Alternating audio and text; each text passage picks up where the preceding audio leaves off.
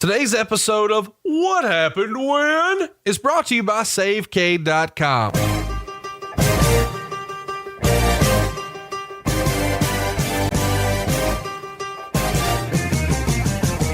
If you're a renter, I've got a question for you. After all of those payments, what have you got to show for it? I mean, if you could buy a house for roughly what you're paying in rent, why wouldn't you? SaveCade.com makes this process fast and easy. You don't need perfect credit. Even credit scores in the 500s will qualify. But maybe best of all, you don't need any money out of pocket. You couldn't even go find an apartment that cheap. You'd have to pay your first month's rent, your last month's rent, and a security deposit. But you get a great tax deduction. You see, all the mortgage interest you pay, you get a check back at the end of the year for. What do you get back for your rent? Nothing. You know what else you don't get? Any appreciation. You see, right now, home values are on the rise. Your landlord is going to be worth more next year than he is this year, and you're helping him pay it off. Why don't you pay something off for your family? Why don't you experience that appreciation and grow your wealth? Why don't you get that big tax deduction? First Family can make it happen for you right now at SaveCade.com. You don't need perfect credit. You don't need money out of your pocket. So what are you waiting for? Find out how easy it is to own your very own home right now at SaveCade.com. That's SaveCade.com. NMLS number 65084, Equal Housing Lender.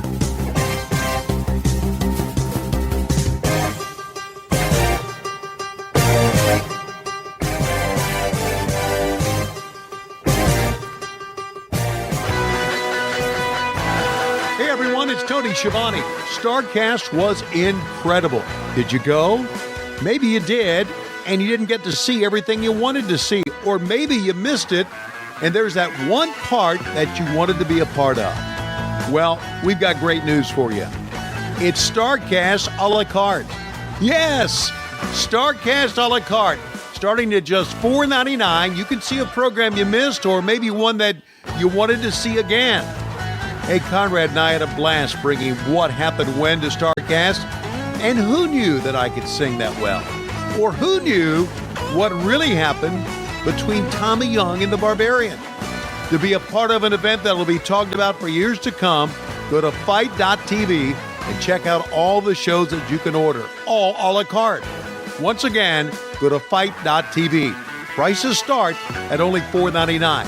And thanks very much for being a slapdick. And thanks very much for your great response to Starrcast in Chicago during All In Weekend.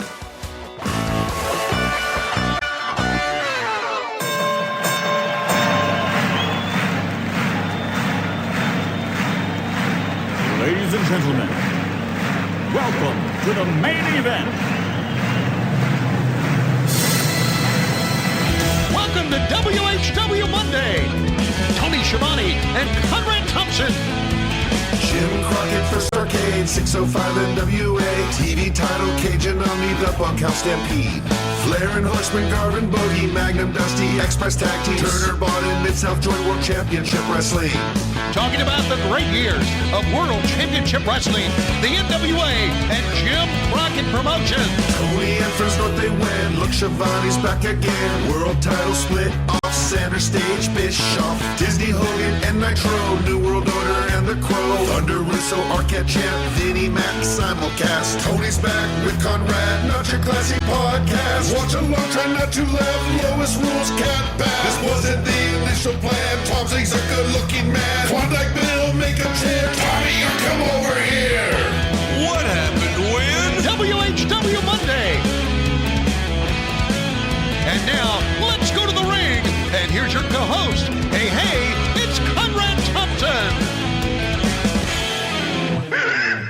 Hey, it's Conrad Thompson, and you're listening to What Happened When with Tony Schiavone. Tony, how are you? I'm fine, Conrad. It's very good talking to you on this wonderful September morn.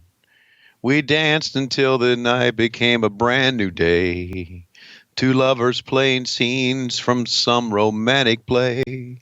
September morning always seemed to feel that way. Thank you for serenading me to get our day started. I appreciate you having me. I hope you enjoyed a fine weekend. I heard that both of our teams had nice showings this weekend and both came away with W's, which is more than we can say for Auburn or Ole Miss. Auburn. They lost to Coach over LSU and Coach Ed Orgeron.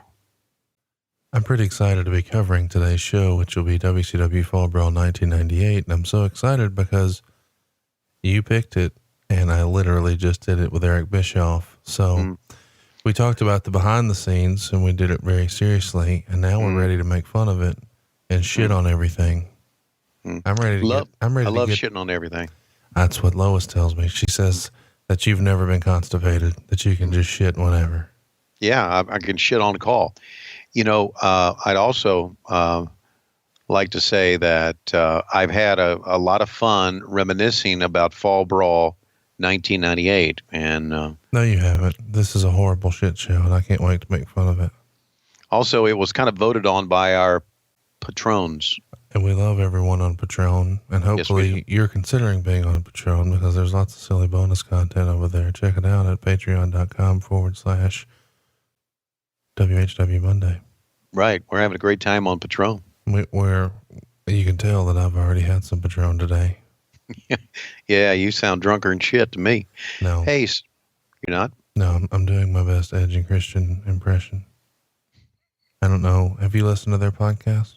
No, is that what it sounds like? See, nobody else has either. But according to the rumor and innuendo, they like to get really low like this, and it almost feels like they're doing sweaty balls on Saturday Night Live back in the day with Alec Baldwin. Right. Yeah, I like to get get it. really close I get it, to buddy. the microphone like this and just make noises. Why don't we go ahead and call in our tag team partner and let's get this shit show on the road, shall we? Let's bring her in, the one and only Lois Rules. Sweetheart, take it away. I'm trying to be serious. I got things to do, and you want a silly countdown. I can't do silly. I'm doing serious. 1, 2, 3. Wait a minute. 3, 2, 1. Hit play. Hulk Hogan, Stevie Ray, and Bret Hart. What the fuck? One of these three guys is a job guy. Which one of these is not like the other? Kevin Nash. Sting. Tomato face thing. Yes. And Lex Luger. One of these three didn't come to Starrcast. Has shitty makeup on. And finally, the final team, Warrior, Roddy Piper, and my mentor, Diamond Dallas Page. That's like the cheese stands alone right there. 2/3 of the team no longer with us. Yeah, two of these guys are dead. Those other two guys needed yoga. It's Fall Brawl. Ladies and gentlemen, we cannot wait to bring you Fall Brawl from the Lawrence Joe Memorial Coliseum. And I'm going to tell you right now, click your TV off because that graphic is as good as this show is going to get. I'm looking forward to shitting on this one, Tony. Yes, sir, buddy. You guys were determined to kill the fucking territory here, bringing WarGames here to Winston-Salem, Crockett Country, back to back to back. And every year just progressively got shittier and shittier and shittier. 96 was awesome. It's when we had the fake Sting storyline. 97 is when you guys really killed the town and let the NWO bury the Horseman when Kurt turned and smashed Ric Flair's head in a fucking cage. And now that we're back 1 year later, we forgot what the fucking rules for the WarGames are. We don't have 2 teams of 5 that strive to survive or whatever I just mashed up there for Survivor Series. No. We don't have that. We've got 3 teams of 3. What the fuck is this? I don't know. You talked to Eric Bischoff about it. Was this his brainchild? This is his idea to do this? I don't recall. Okay. Sounds right to me. As a matter of fact, but what take the a fuck look. are y'all wearing? Well, I'm wearing what is pretty fucking cool. No, it's not. Look at you. It's like a formal jacket. Like you've got like a wedding coat on, but it's probably double breasted because you're a slapdick. But then it's like a black shirt, a preacher shirt, just like old Tanay over there. But then look on the right. It looks like Bobby Heenan is like trying out for Mary Poppins as a chimney sweep, but he also wants to be on Gordon Gekko's Wall Street team. But he's got that fucking bow tie like he's here to make a wine recommendation too. I'm not sure what to make of this outfit. Well, let's check as Mike Tenay is now talking about some of the things that we have to do. Tony Schiavone and I both got our shirts at the Men's Warehouse. You're going to like the way we look. They fucking guarantee it. But Tony, on your right is, of course, as he said, the Mary Poppins stand-in, and that's Bobby the Brain Heenan. And Brain, I wanted to talk to you a little bit about WarGames coming up. And as you know, this is a very unique situation. We got, wait a minute, we're going to take a look in the back. What the fuck's going on? They're having to hold back Ernest Miller. They're trying to keep Ernest Miller away from killing the show. But there's no way to keep him away from killing the show. He's going to absolutely kill the show, Heenan. So let me ask you, even Ernest Miller in this show, is it going to help anything here at Fall Brawl, at WarGames, here in the Lawrence Joel Memorial Coliseum? Now, Bree, before you answer, I'm going to point at the monitor. I'm going to do a couple moves with my hands. You go ahead. Kid, feed the birds, tuppence a bag, tuppence a bag. Feed the birds, chimney, chim cheree. Well, I'm doing Mary Poppins since you said he looked like, you didn't know the music from Mary Poppins, do you? No, I'm a fucking grown man. Fuck you. I'm a grown man. I'm 37. Okay. I don't know the song The Fucking Blues Clues either, brother. Well, they do have DVDs out now, Now let's take a look at Mean Gene Okerlund. Ladies and gentlemen, welcome to Fall Brawl. We'll let you know that this dinner coat I stole from the maitre d' at Skomas. That's right. Pepper Gomez, who was once a great star in the San Francisco wrestling area, was also the maitre d' at Skomas at one time, and I stole this jacket from him. Oh, my God, would you take a look at this? All the way from the 1980s, here is Chris Jericho. Chris? By the way, let me just say, this is the fucking best part of the entire show. He's out here calling Mean Gene Mean. Yeah. And, they're setting up a match here with Goldberg. And I don't think the live crowd is in on the gag because it's not going to be the real Goldberg, but he's certainly hyping it up like it's going to be the real Goldberg. And Mean Gene is going to sort of play along and not shit on it necessarily. So the live house thinks they're getting the fucking real deal, Goldberg and Jericho, which is not going to happen. So in other words, what you're saying is that from the get-go, we're going to shit on the crowd. Yes. As if last year you didn't do a good enough job killing the town by burying the Horsemen and letting the heels win WarGames, maybe for the first time ever. But now you've got Mean Gene out here letting him set up a match with the biggest star in the entire company, your world champion. That's not actually going to happen because he's got the night off. Can I ask you something? I know you've already talked to Eric about that. What the fuck is going on with us? We were just trying to say, okay, bend over. We're going to fuck you up the ass and you're going to like it. Is that what we're saying to fans right now? It got away from Eric. I mean, he hasn't just straight up said that, but it got away from Eric.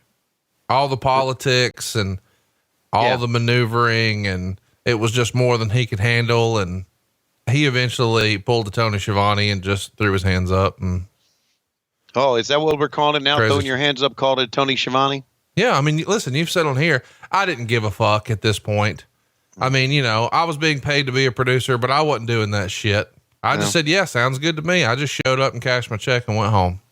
Speaking of somebody who was cashing checks and going home, Disco Inferno strutting that ass to the ring. Yeah, that's it. Sapphire Shoe Show, Sapphire Shoe Show, Sapphire Shoe Show. Yeah. I'm fired up. Let me just tell you, we're about 10 days away from all the Sapphire Shoe shows you can check stick at. I looked up Sapphire. Oh, you did? Did you clear your browser history right away? Yeah, it is not a shoe show. I mean, it is technically. Well, technically, I guess it is, but I don't think we'll be looking for shoes that day. I mean, you might. I mean, by the way, does Lois know about Sapphire? No, she knows this. She knows that I'm flying out to Las Vegas for an overnight in Las Vegas. And I'm going to be there with Conrad, Bruce Pritchard, Casio Kid, and an assortment of fucks. By the way, you haven't met my jeweler, but my jeweler is a friend of mine, and you're going to like him. Yeah. So anyway, here's the deal. I didn't need to go any further.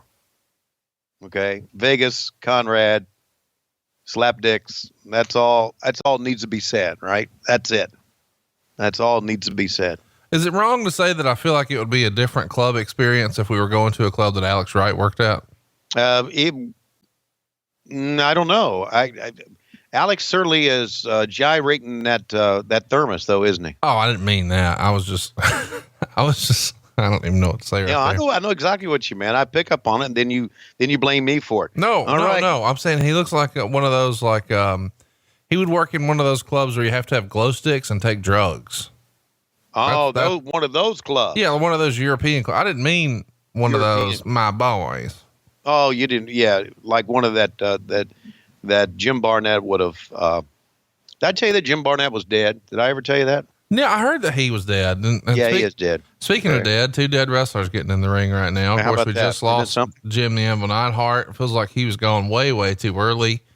That one sort of shocked me, man. You know, I know a lot of guys in the 80s were living hard and all that, but I just didn't see Jim the Anvil Neidhart leaving us so soon. And prayers for him and his family, because that's a fresh one, man. And it is sort of weird to see Bulldog here, because you can tell that Bulldog's not in his best health in this. And this is the only match I remember seeing where I was like, oh shit, he does not look good here.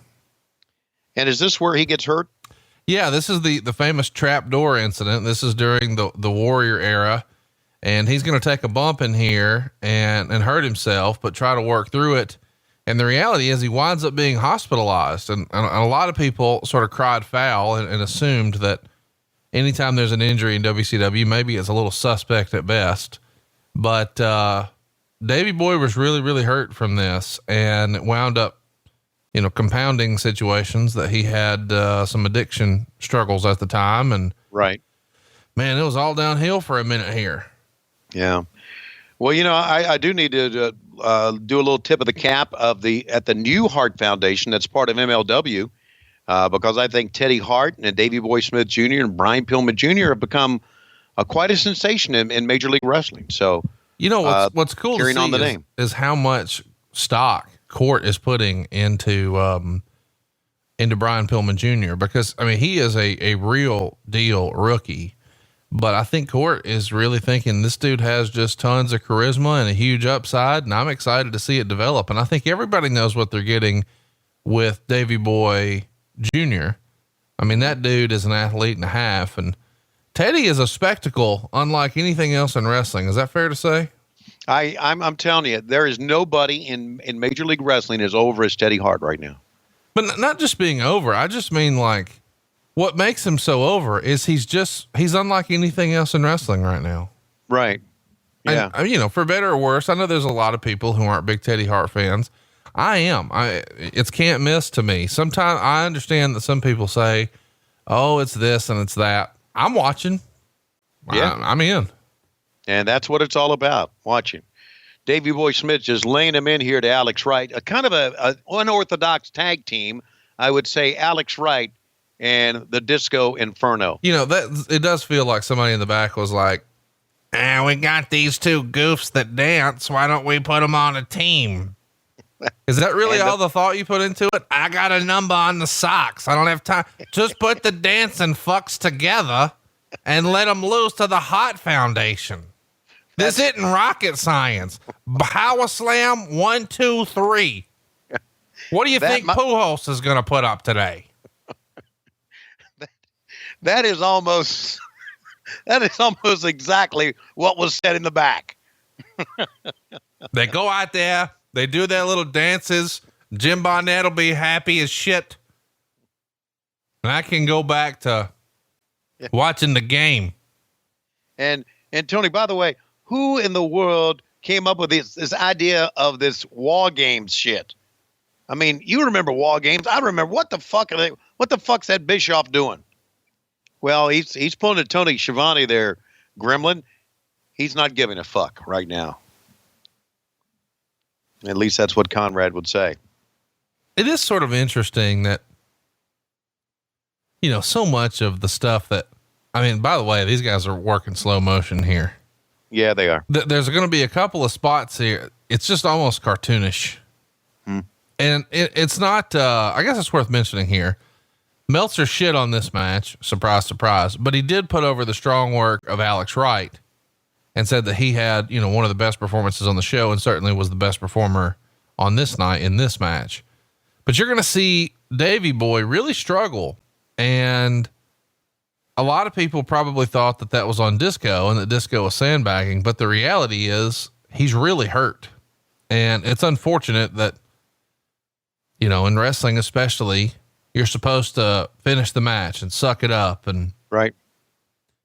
So they just try to power through and make it work, and really probably shouldn't have, because he's going to be seriously injured from this. And you got to wonder, man, in hindsight, just how big of a fucking blunder this whole Warrior thing was, which I guess is really a testament to this whole show. I mean, because so much of it is built around the Warrior, to the point where guys in the first match are having debilitating injuries. Yeah. From just the gimmicks you need for that guy. I think this whole night kind of just shows us the pitfalls you would have by allowing Hulk Hogan final say on anything that he does. Because you're not wrong. Cause I brought that exact same thing up that, and Bischoff was able to admit on 83 Weeks that when he watched this show back, particularly when it came to finishes, he said he realized that a lot of the decisions that he allowed Hogan to be involved in, maybe he gave him too much. Right. But in fairness, and I know that's a knock on Hogan, because I guess we should mention this. We've said it in this show 1,000 times and on Bischoff's show, that when Hogan came in, what Kevin Sullivan was trying to do is make him comfortable and feed him the Monster Factory. And that's the reason the Dungeon of Doom was even created. It gave him an opportunity to work with guys that he was comfortable with and trusted. But also too, you hear Hogan say things like, I drew the most money with the Macho Man brother. Well, there it is. I drew the biggest house ever with Andre the Giant. So they create their own giant. And obviously WrestleMania 6 was a big deal. What do you know? They're going to get the Ultimate Warrior in there. I do think that some fans who like to villainize Hogan would suggest that he wanted to bring the Warrior in to get back the win. I don't think that's accurate. I think it's more about, hey, we drew money. I think we can make more money if we bring him in. And I mean, I really do think that's I don't think he's as interested in the wins and losses as he is the money. And sometimes wins and losses and more money go hand in hand. Well, that's true, but you are exactly right. He wasn't looking at trying to get a win over the Warrior to make up for what happened at WrestleMania 6. He was looking at drawing a house like they drew at Skydome. Right. Of course he was. And anybody who thinks that he was just after wins and losses just really doesn't understand the business, or is so blinded by their hatred of Hulk Hogan that leads them to make statements like that. And I know there's a lot of fans out there who feel that way. And, some of the things that's going on in this match that should have been disqualification right in front of the referee, right? No, it's not Bill Watts. Okay. But I know it's not Bill Watts, but isn't that the old thing? No. Throwing a man over the top rope, disqualification? Absolutely. No, that's not the case here in 98. You got to have some rules, Conrad. Y'all had 3 teams in WarGames. Hush your mouth. All right. Well, I just remember that anyway. I think Disco's doing a pretty good job of bumping for these guys. Dude, that's a bump. Nobody takes a guardrail bump like that. Good for him. Yeah. So I absolutely, God almighty, you have tainted me. Why? I'm never going to be able to watch another Disco Inferno match without thinking about Sapphire and the Shoe Show. Dude, you wait till we make some real memories for you. Hey, I don't know about you, but I'm coming into Vegas to have dinner and go back to bed. I got a ball game on Wednesday. Wait, Saturday. Hang on. You're suggesting to me, yeah, that you're going to fly 4 hours for one Right. dinner and then Yeah. come back. Yeah. Well, why come? Cause you're my friend. I'll FaceTime. Listen, here's what I'll do. You run down to the Outback there in Marietta and you take it back to your house and you put on some strobe lights, have Yeah. Lois get on the lingerie, and you just FaceTime me and I'll FaceTime you, and it'll feel like we're in the same place, brother. No, it wouldn't. Because there will be a girl walking around me in lingerie Yeah. who ain't going to do nothing. And you're going to have a girl at your house walking around in lingerie who ain't going to do nothing. And you'll have an overpriced steak that's supposed to be better than it really is. And I will too. Yeah. I'm going to have a good time. Yeah. At Sapphire. No, at Sapphire. Absolutely. I am. Yeah. I'm going to get you that all important VIP ride. Uh-oh. Have you ever been beaten with your own belt? Yes, I have. Really? What was her name? No, I'm talking about when I was a kid. Oh, well, When I was a youngin'. everybody's a kid at Sapphire. You're going to go back to your childhood so far. You're going to want to nurse. Are you, Mama? Are you okay? Yes. Got to clear my throat. Look at Davey. Like, Yeah. I feel bad for Davey because Davey, just a few years prior to this, because we've covered some of his matches, man, when he wanted to, that dude could have a hell of a match. And tonight is just not his night here. Yeah. Look. I mean, we go back and think about the Dynamite Kid and Davey Boy Smith, and obviously Dynamite Kid is one of the greatest high flyers ever. But they were a great tag team because they were a tag team, and he was a part of that.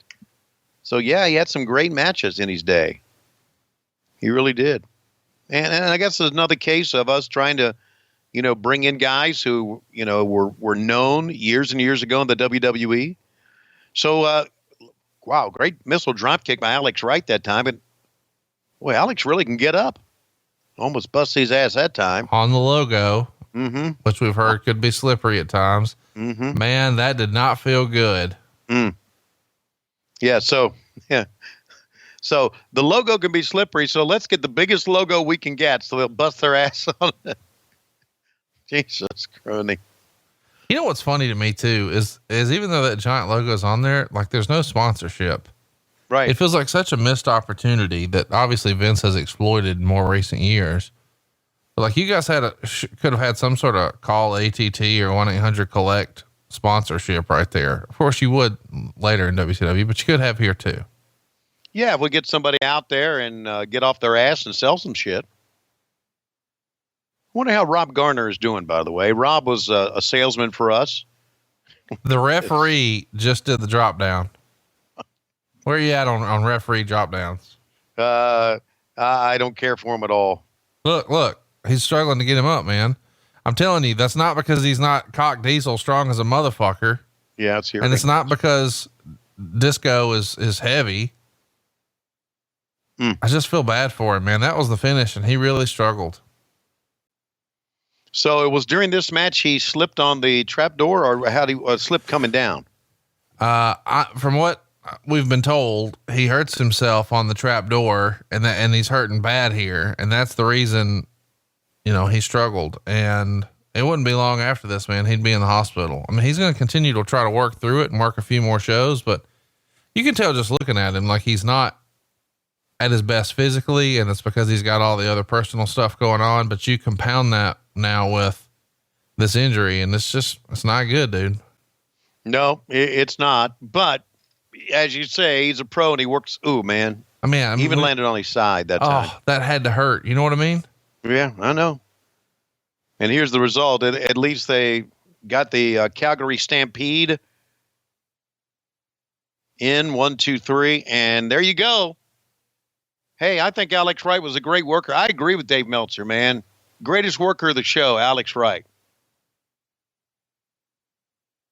It is sort of weird to think about how over those guys were a year before with the Hart Foundation in the WWF, and now here, not nearly as much. This is the highlight of the show besides Chris Jericho. It's a backstage interview between friend of the show, Ham Cubes. Mm-hmm. And someone else. Yeah. Okay. I'd like to ask you something. If I could bring you out, and of course your lackey out as well. I just like to say this. I went all the way to Chicago, and I went to that Starrcast, and that Conrad, who can kiss my ass, ran like a bitch. Ran like a little scared bitch. You see that? Right there, I've got where the steroids were pumped into my arm right there. And now let's talk to another dipshit by the name of Buff Bagwell. And, you know, I was at Starrcade too. And there are a lot of rumors about what I did at Starrcade, especially in the men's bathroom, but I don't really want to talk about that.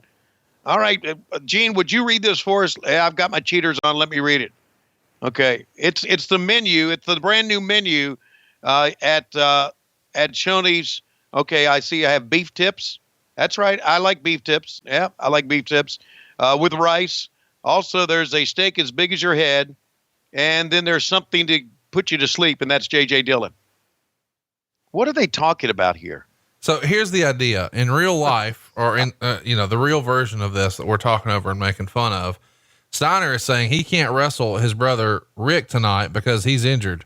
And he's showing the little tiny Band-Aids, and he says he's got a doctor's note, and they produce it for JJ Dillon. And JJ says, well, that's really unfortunate that you took the time to produce this, because you know, that's not going to fly. I told you at Road Wild, you had to have this match. There's no way around it. And if you're not going to wrestle tonight, you're out of WCW. You're barred for life. And so they tear up the doctor's note, and watch Scotty here. This is the highlight of the whole thing. Tears up the doctor's note, and now he's on his hands and knees trying to grab it and put it back together. All ad-libbed. Great stuff. Wow. He's quickly, he was one of my favorites back then, was Scott Steiner. And after Starrcast, he's become one of my favorites again. Just to be honest with you. Super good guy. Yep. I'm hopeful that he won't kill me and that we can do some stuff in the future. Yeah. Yeah. Oh man, I love Scotty. I mean, you never know. You never know, but the thing about Scott Steiner is this, and this is a shoot. Scott Steiner is a worker. Okay. But he's a dangerous worker. In other words, he pushes the envelope too far. He always did push the envelope too far. As a result, we had some pretty good shit, right?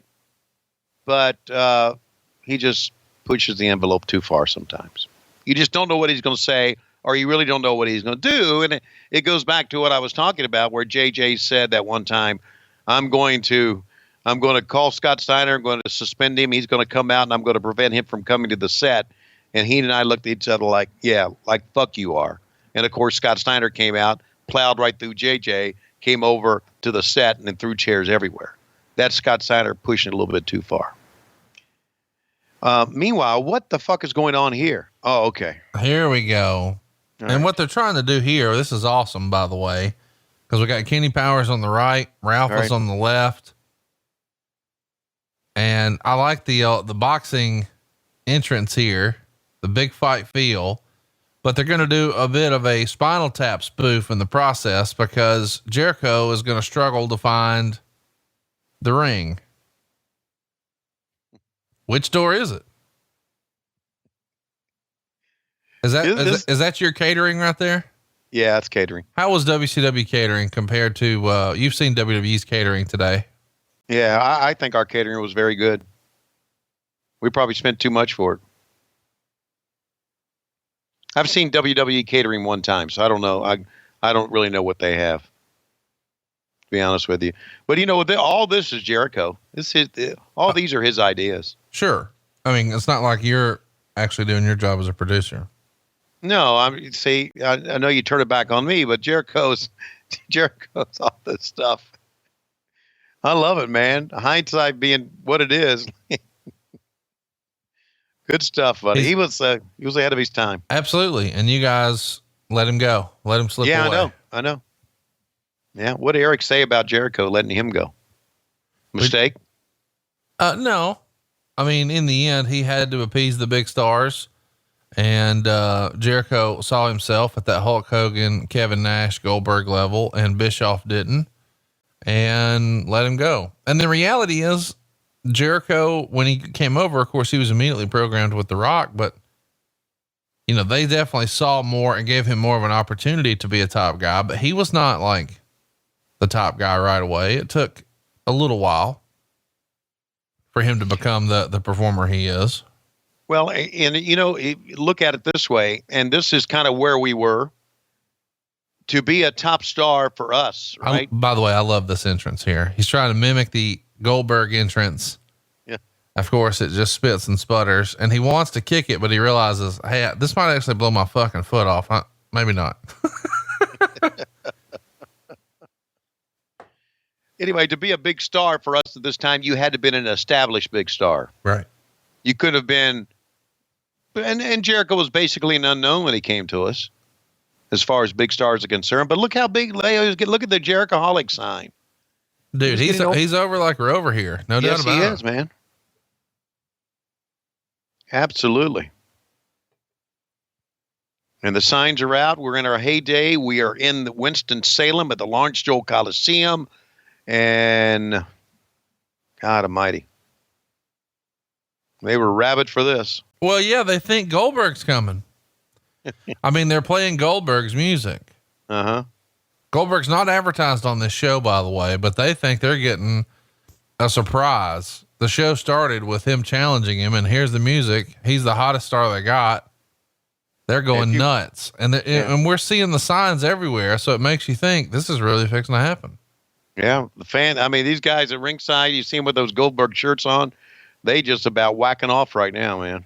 But by the way, they're fucking iron-on shirts that they made themselves, like Scott Hyatt. Yeah. So we wouldn't, why didn't we sell Goldberg shirts?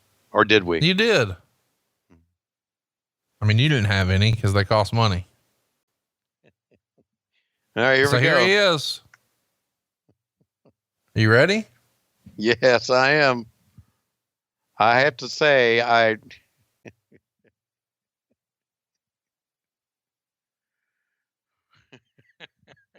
feel like this is the way when it's like your anniversary and you're getting ready for Lois.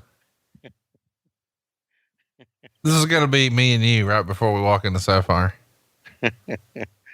With blue chews in our pocket, baby. Hey. Hey. Yeah, that's my gimmick. Hey is my gimmick. Oh, God. Ixnay, the blue chew A. Yeah. Okay. You got it. Although Paul Bromwell did send me some in that box of gimmicks he gave me, his own box of gimmicks. Well, what are you doing? Taking it for practice? No. You going to try to put some miles on that thing before you go to Las Vegas? Yeah. If you go to Patreon, I showed Lois the blue chews and she said, haha, maybe you can take them and finally find it. Was her. Well, we're going to show her. I think we are. Yeah.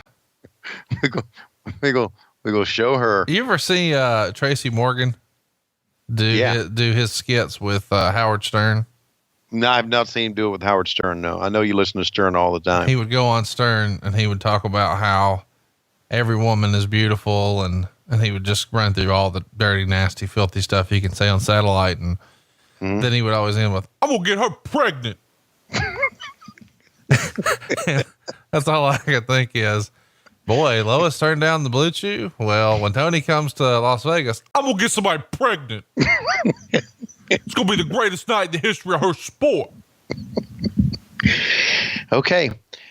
Oh my God, he beat Goldberg. No, he didn't.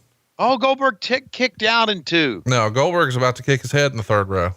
Okay.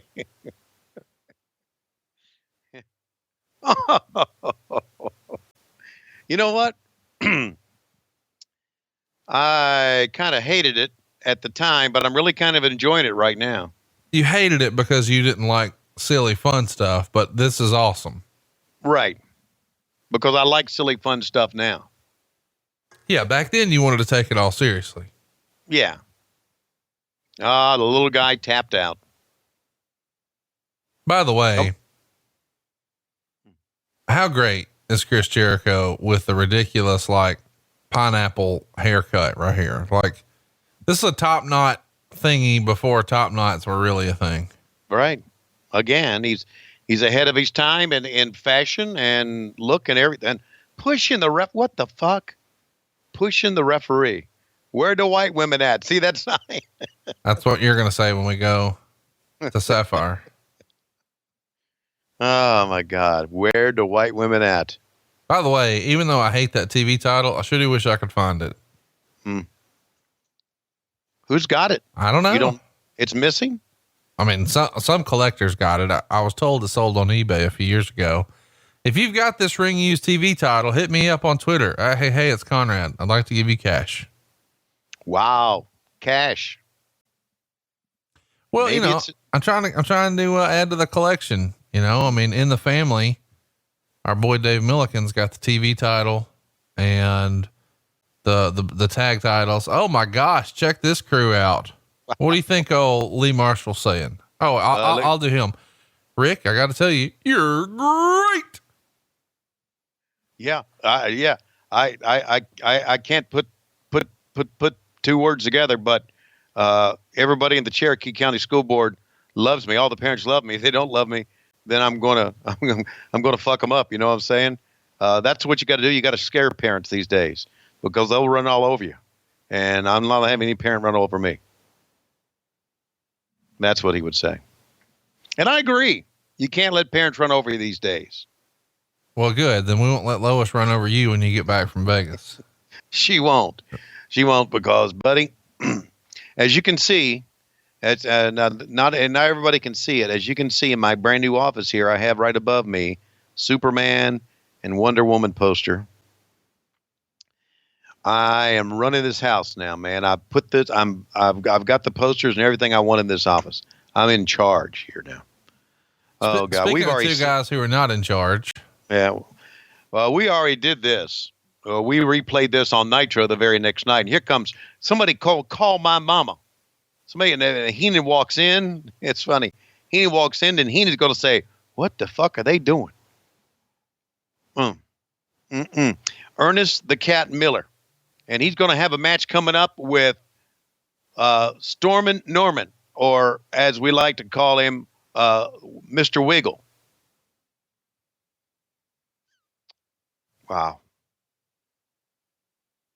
I don't know what to say about this. Here he comes. There's Norman.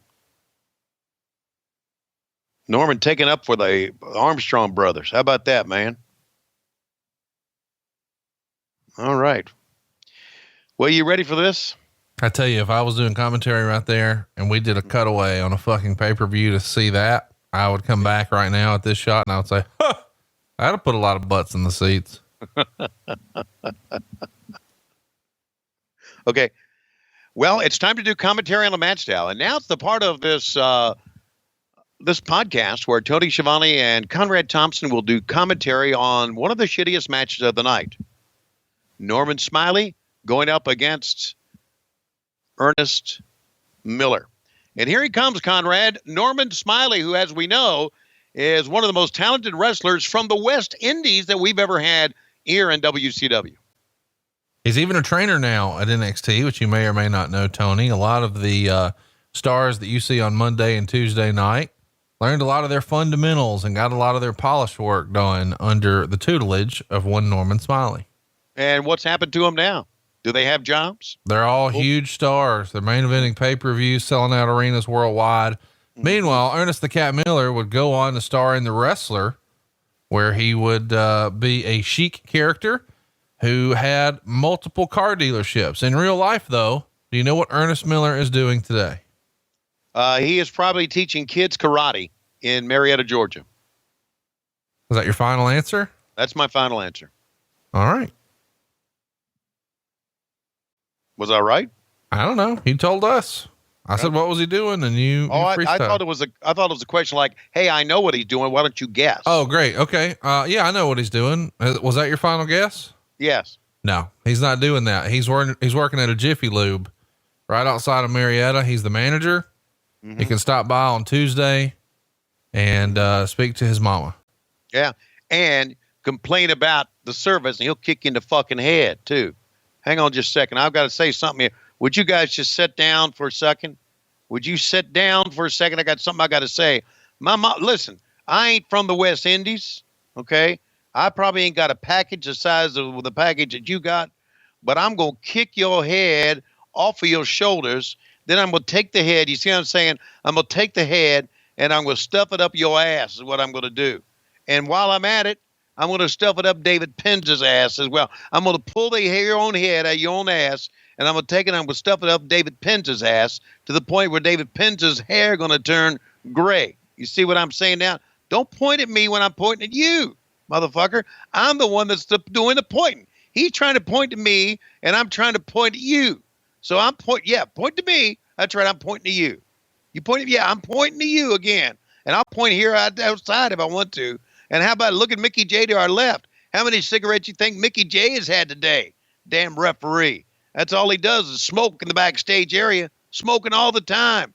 He'll probably die before he's 40 years old. Oh, he's 44 already? Okay. There we go. Let's get out of here, Norman. Get the fuck, go on back to NXT and train some of those kids to be superstars and draw more money in a week than you and I drew in an entire year here in WCW. Oh, there was a right hand by Norman. A right hand by Norman. Norman's got him up against the ropes. Conrad, he has got Ernest Miller, and he headbutted him. The motherfucker headbutted him. And there's a drop kick. Shitty drop kick as it was. And outside goes Ernest Miller. Norman Smiley, of course, a WCW stalwart here, off and on for years and years, going back to the early 90s where we first saw him in a Starrcade, or at least that's the first time I saw him. International superstar before that. Of course, Ernest Miller, a bit like DDP, getting into wrestling a little later in life, but he made a splash, and that's why he nailed him with that super kick there. That would make Shawn Michaels' super kick weep. Yeah, well, into the safety rail again. And the thing about it is here, Conrad, is we're calling commentary on this one shitty match from Fall Brawl, one of the many shitty matches from Fall Brawl. The thing about it is Ernest Miller is a legitimately karate type guy, right? So how does he know how to work a super kick? He doesn't know how to work a super kick. Only thing he knows how to do is kick your fucking head off. And that's what he's doing. There's a karate chop side of the head. And Mickey J checking in, looking into, he just looked in there to Norman Smiley, said, "You got a cigarette?" Norman said, not right now. Oh, and down the side of the head again. I'll teach you to fuck with me, Norman Smiley. I'll send you back to NXT. I'll send you back to the Performance Center in Orlando. And here comes Norman Smiley once again. I don't know why I'm talking like a Southern gentleman, but there's a back into the trapezius, and there's a kick. He didn't work that kick again. He caught him right above the chin, and now, in a big double thrust, and down goes Norman. Down goes Norman. Down goes Norman, Conrad. What type of finishing maneuver do you think that Ernest is looking for here? What's the pinning combination he's looking for? You see him doing a lot of people, maybe MMA fans, and they see him go into like a Muay Thai clinch there, start throwing some knees. And then, as Dusty would say, he gets caught in a whirly bird. Did you say Muay Thai clinch? That's right. Wow. I had a Muay Thai clinch last night. Look at Norman, man. He skinned the cat back there, did a backflip, and he covered him one, only got a 2 count that time. I don't know what finishing maneuver that Ernest the Cat Miller would come up with, but I would have a feeling he'd just try to kick his head off and knock his smack dab out. And of course, he may try a rear naked choke. That's kind of a good move they use in MMA these days. A rear naked choke. Choke him out. And now he's begging off. I was wrong. What's he want? What's he got his hand up for? He's probably raising his hand to see if Eric Bischoff will come out and pay him a little more to teach his kid karate. It could be that. Absolutely. Kicking him in the side of the head. And now he got a couple of kicks, and now Ernest Miller is back into it. I don't know. I thought maybe it was like, it was a national anthem, and he was protesting, and it was on one knee, and he had the fist up in the air. I didn't know. Hey, so we found out that being Garrett Bischoff's karate teacher would get you a TV gig and a push. Mm-hmm. Which one of the wrestlers was Garrett's football coach? I don't know, but I mean, and Garrett also liked Master P, right? Yeah, favorite and Master that P got song? Master P like a $100,000 payoff or something, whatever. Did you ever ask her, Eric, what they paid Master P? $7 million per episode. Okay, I'm going to ask that question again. Did you ever find out what Eric Bischoff paid Master P? $7 million per episode. Okay, that's what I thought you said. I was hoping that my hearing had gone bad. No, I made that up. I'm just fucking around. Okay. Wouldn't see. No, you didn't make that up either, did you? Yeah, I know I did. Yeah. But no, I mean, for the purposes of our story, let's get that going. Okay, $7 million an episode. No. Do you really want to know the real number? Yeah. 1999, he made $293,000. And he only showed up once, right? I don't know, but I mean, what did he really do? Yeah. I'm saying by comparison, Dusty Rhodes made $16,000 in 1999.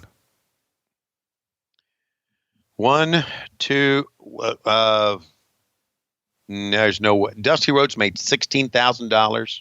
Yeah. He wasn't there the whole year, bro. $16,000. Yeah. It's like a minor league baseball season. You guys paid Jim Neidhart $34,000. Master P got $293. La Parka got $111. Master P got $293. Silver King got $86. The Maestro got $87,000. The Maestro. Sergeant Buddy Lee Parker, who trained all these assholes, $39,000. Now there it is, a spin wheel kick and the 1, 2, 3. Call somebody's mama. Somebody call my mama. Somebody call my mama. Somebody call my mama. Ernest Miller, the cat. Did you ever hear your his WWF theme music? No. Well, Was that what it was? Yeah, they redid it for Brodus Clay years later, who I know you have no idea who that is, and I understand. None. There was actually somebody called Brodus Clay. Yeah, he's on Fox News now. I'm sure your wife knows all about him.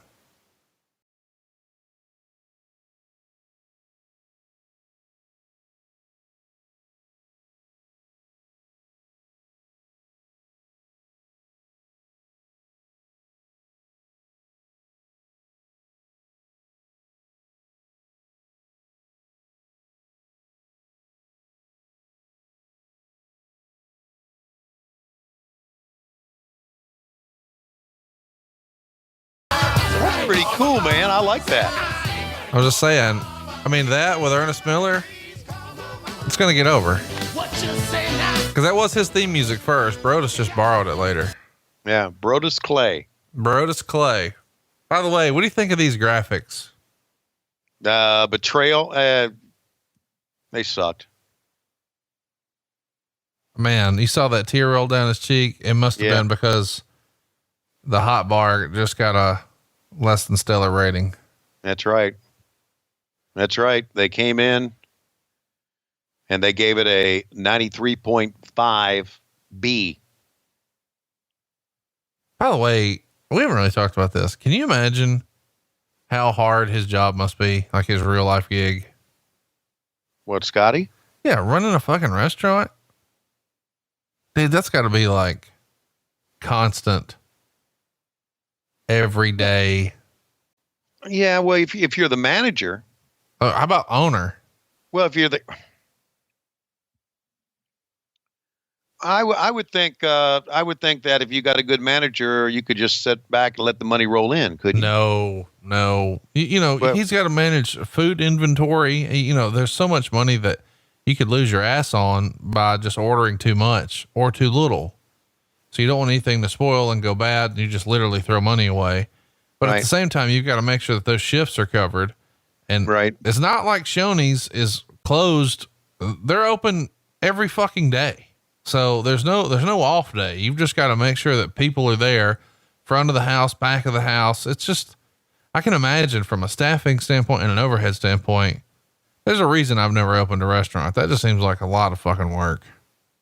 And you're trying to make profit on something that really is a good value. You know, I don't know what the hot bar costs. We like to have fun here. I don't even think they call it that, but let's say it's $10. How much of that can possibly be profit? Okay. Is it me Or are you trying to do a lot of sucking up to Scott Steiner? No, I'm not. I'm saying I would never get in the restaurant business. Okay. That's my thing. I think if I was going to go start a new business tomorrow, fucking restaurant would be the last one. Of course, he's a mathematical whiz, as we know. Oh yeah. No, listen, I'm not kissing Scott Steiner's ass. I'm still going to call him ham cubes and he'll get mad and leave me a voicemail. I'm going to kick my ass or whatever. I'm just saying, like, tomorrow, if you were like, hey, I got an idea for a business, there's this restaurant, I'm just hanging up. Like, no, I'm not doing that. And that's because most restaurants that you see now, they don't last long. Well, that's why, though. That's what I'm saying, is from a managerial standpoint, you've got to manage one shift after another for the wait staff, for the cooks. I mean, it's just constant. And on top of that, you've got to find a way to make profit off something that there's just not a ton of margin in. And you've got to make sure that you don't buy too much or too little. It's a fucking nightmare. I'd much rather be a realtor and be on the school board like his brother. So Rick Steiner came up with the right idea of a post-wrestling career. Well, I mean, listen, and Scott probably has it rolling, but I'm just saying, to start a restaurant from fucking scratch, oh my God, I can't imagine a more challenging business. I would not want to do that. Well, Scott's got the money rolling because, as the old rumor was in the business, Scott still has the first time he ever made. Oh no. Yeah. I heard that. Somebody told me if Scott made 300,000 one year, he found a way to end the year with 310. Yeah, that's exactly right. Absolutely. He saved every bit of his money. Have you ever heard a story about a car? A car? Yeah. I've not heard a story about a car. We gotta share some stories. Okay. All right. We will. And by the way, since you're in the mortgage business, Rick Steiner also, not only is a school board is kind of a part-time job, he's also a realtor. Yeah, that's exactly right. Yeah. And see, there's a perfect example, with a realtor, like, it's not like, oh God, this house is about to expire and go bad. I got to sell it before I have to throw it away. That's not a thing. You know what I mean? And you don't have to staff people to be at the house you're trying to sell. It's just logistically, fuck owning a restaurant. That's all I'm saying. Meanwhile, all this, the Rick Steiner brothers are knocking each other's dick in the dirt here. Yeah, that's what's great about this match. And obviously they're about to do some dumb shit that I hate and I think really ruins the entire show in just a minute. But I love the skit we saw with JJ Dillon earlier. I mean, I thought Buff and Scott were at their comedic best. Bischoff even said he thinks it's one of Scott Steiner's best promos ever, probably his best WCW promo ever. And what's great about this match is these are two guys who obviously know each other very well and trust each other very much. And they're both comfortable beating the shit out of the other one because they've been doing it for, at this point, 35 years. Right. Yeah, exactly. Wow. Man, they are laying it fucking in here, guys. Well, and what's great about that is they're not mad about it. Sometimes when you see guys really lay it in, you're like, oh fuck, this is about to be a real thing. No, these guys are just like, this is what they've done since they were in second grade. Yeah. Wow. And of course, as we've often said, Rick Steiner was legit. Oh, no doubt. But we had a fun debate earlier today on Twitter about, hey, who would you have made the fourth horseman? Of course, they listened to our show last week. We were sort of talking about, who could have been that fourth guy in place of Mongo. So if you had a Dean and you had a Benoit and you had a Flair, who could have been a suitable stand-in for Mongo? I said Rick Steiner.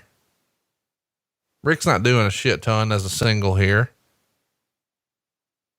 Yeah. I'm still trying to wrap my head around you having a debate on Twitter. Not really a debate. Just somebody said, hey, what about that fourth guy? Who could it have been? Mm-hmm. And I quoted it and said, hey, this is a fun idea. What say you? And a bunch of people were like, Sid. Okay. As a rule, you don't get to stab the manager and then join the group. Right. So Sid's out. Sid's out. And I didn't think Lex, that had been done. Pass. Right. If Kevin Green was going to be around, I guess you could have done that, but if you're going to go Kevin Green, you might as well stick with Mongo. I thought another great one, somebody who wasn't really doing anything. This was a suggestion on Twitter. Scott Norton. If you had Scott Norton in the Mongo spot, that could have been cool. I'm not a huge Scott Norton fan, but if you're looking for a big jacked up enforcer type dude, I mean, I'd rather have Scott Norton than Mongo. Yeah, I agree with that. You got to have somebody, I think, who had some wrestling background. Wasn't just a football player who they had brought in really just to be an announcer and then became a wrestler as well. Yeah, I agree with all that. I still think had they not turned into some sort of shitty angle, that Curt Hennig was the right guy. Oh yeah, no, I think everybody agrees with that he would have been perfect. And I know we all love Dean Malenko, but I think you could have swapped him out as a horseman. Yeah, because who needs a horseman 2'1"? So if you had Benoit, Kurt, or Rick Steiner, and Flair. Now, by the way, he grabs Buff by the throat here, runs him into the top turnbuckle, and immediately Buff just goes limp. And they're going to try to recreate a moment here because earlier in this same year is when Rick gave Buff a top rope bulldog live on Thunder. And for real, Buff was momentarily paralyzed, and it turned into a real situation that took a long time. And now they're trying to recreate that here in September of the same year. And it's going to take forever.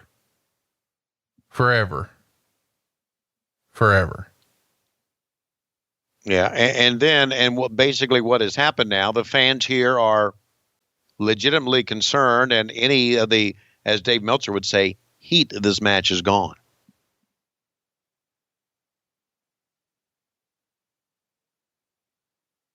Wow. We just fucked up in every turn, didn't we? We couldn't get out of our own way. Bischoff loved this segment, by the way, even now. He did? Yeah. He thinks it's great. Are you serious? Yeah. I shit on it. Wow. Okay. Well, you can't always be right. And he's wrong here. I agree. I think this sucks. Yeah, it does. Cause this is the one where Buff jumps back up, right? Yep. But he's going to jump out of the, what's it called? Yeah. The ambulance in a little bit. Right.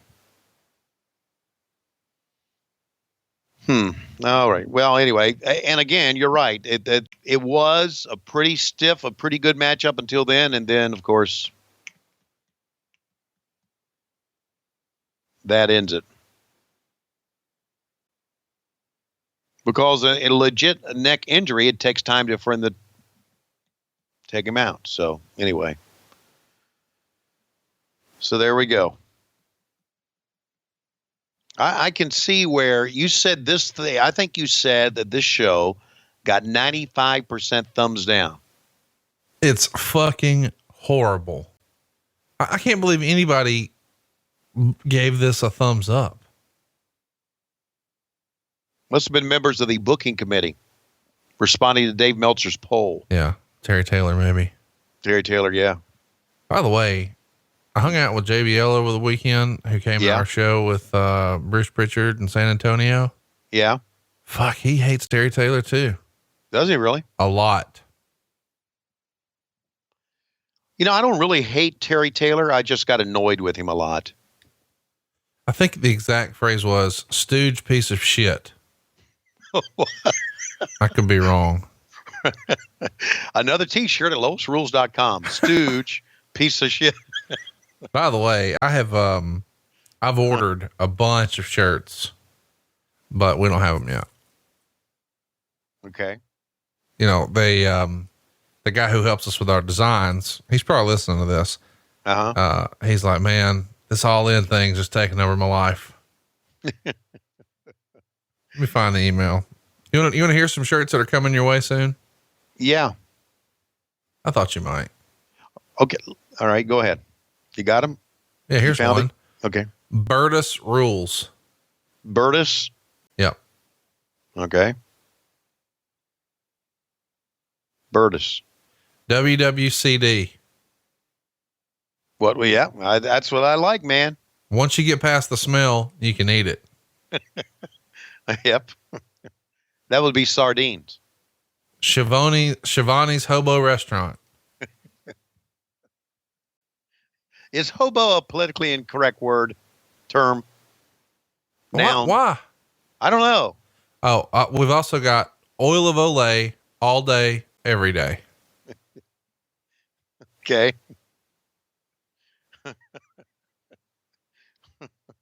Hey, you know what we ought to do? What? We ought to all get those shirts that say, once you get past the smell, you can eat it. And wear it the shoe show. Yeah. By the way, have you seen the Oil of Olay all day, every day Disco Inferno rap video? You sent it to me. Yeah. So you didn't like it? Yeah, it was pretty funny. I like to think Here he comes. We got time. They're just carting off Buff. Nobody cares. Faster, Sherry. Let me speak on this. Let's set it off because it's on now. Yeah. Bow wow wow, yippee yo, yippee yay. Arriba la raza all day and every day. Bow wow wow, yippee yo, yippee yay.